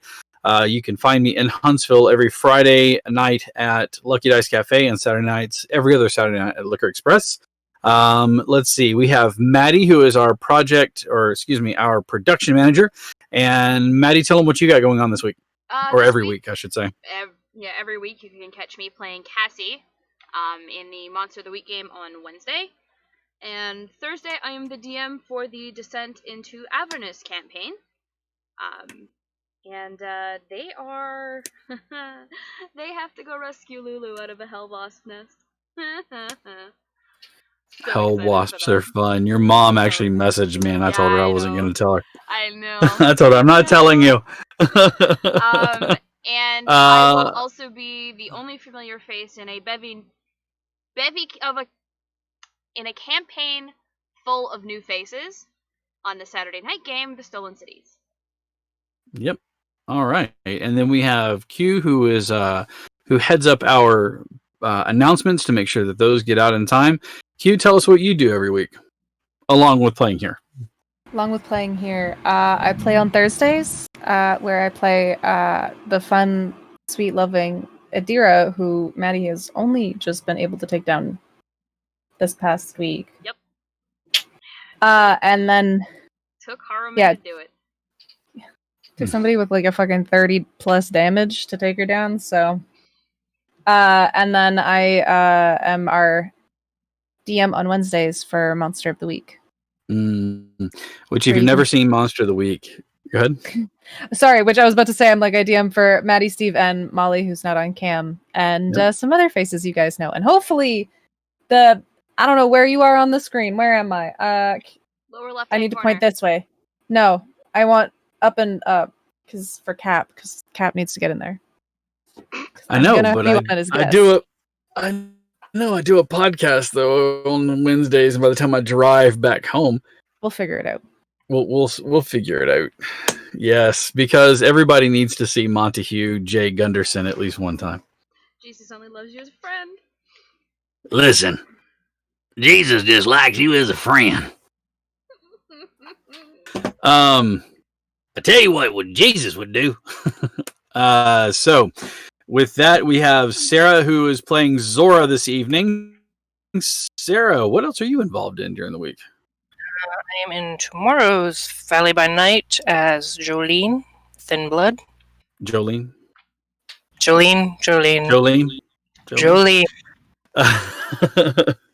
And last week we fought a demon. We think it's a demon. We found a flayed body hanging in a farm and got a phone call that the city's on fire and we should probably get back there. Valley by Night is set here in the Tennessee Valley area, which incorporates a good portion of North Alabama. The DM is Jason, or the storyteller is Jason, and I've known Jason for quite some time. He is a fantastic storyteller and GM, and he's a lot of fun to be around. And if nothing, it's so authentic to hear him storytell, because you can definitely tell that Jason is from this area, but he is great at his craft, and we love him to death. So we want to thank him, and you can always check him out. He is part of the Nerd Eternal Network, and if you haven't seen any of their stuff, they do a really great podcast called We're Getting Too Old for This, I think is what it's referred to as. But they talk all things nerdy, comic book movies. I'm pretty sure with the passing of Chadwick Boseman that they will have a special on this podcast here coming up soon, because I know that they were all influenced. There was a lot of influence going on from Black Panther as well, and just into the history of the group of individuals that play there. Also, we have Eric, who is playing Satil. And Eric, you're also involved in tomorrow night, am I not correct? I am, yes. I'm Samuel, the Tremere vampire, the mage, so to speak, of the vampire world. Of course you are. Yeah. Who is breaking several traffic laws at the moment. Going like 180 on a bike. Good Lord.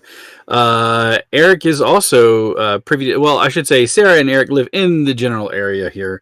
not quite in, but Sarah's a little far away, but she's still closer than some of the group here. So least it in the was I'm in the saying- same vicinity. Yeah, I live dead in the valley. Yeah, you Like, do that live is in the my role. valley. Yeah, I live in the heart of it, so hey, I can't get away from it. And then we have off camera. Mentioned earlier, we have Molly, who is off camera tonight. And you are involved in Thursday night as well. Yes, I'm an obnoxious little tiefling. Named what? Comfort. Yep, it's a good name. Is there anything else you're involved in, or is that it? I'm in my monster of the week. You are. Who are you playing Monster of the Week? An obnoxious little demon. Notice the theme. Is it? There's a pattern. Is it obnoxious all the way through? Yeah. Is one of them an obnoxious 14-year-old that keeps hitting people in the ball sack? My not obnoxious character. Oh, okay. And then let's see. That leaves us with what? Steve. Steve plays Mellow this on Monday nights, and Steve is involved in 2 more games in the week. Am I not mistaken? No, just one. No, just one. Okay. I don't know why I kept thinking you were on Thursday nights, but you're not. You're just on Wednesdays, aren't you? Yep. I'm on Wednesdays as Ralph, the undead guy who's very enthusiastic about noping out when he can. He just opts out of the submission. You're the guy that reads the lore and then closes the window without accepting the mission just to move on to something else. If you're playing an MMO, Steve's the guy that's reading all the context and going, "Oh wait, can you guys share that with me? I forgot to take it." Speaking of some things that are coming up, of course, as I mentioned, we have something going on in the works with the Adventure Tomes. We also have at the middle of this month, 18th, 19th, and 20th, we'll be doing. I will be a part of D&D Celebration through Baldman Games. PAX Online will be going on that week as well, so make sure you get a chance. There are a lot of good DMs that I know that are going to be out there doing their thing. I would have opted in for that, but that would have meant I would have had to take in like an entire week off because PAX is going to be jam-packed with online games, so get in there and get a chance to play. If you want to check out the new season of Adventurers League, you can join in on D&D Celebration with me. I'm sure that I will have plenty of tables. We are doing an intro, kind of a prologue, that is like an hour-long session on Fridays. We're doing an epic on Saturday, and then like the first part of the actual like first track on Sunday, so it should be a lot of fun. It is a pay to get into play, but Baldman Games is top notch with their people. They only hire the best, so it's worth the money to get in there because you know you're going to be taken care of by their guys. And if not, you can give us a survey that says, "Hey, this dude sucked. Never bring him back." Anyways, luckily I haven't faced any of that, but there's the chance.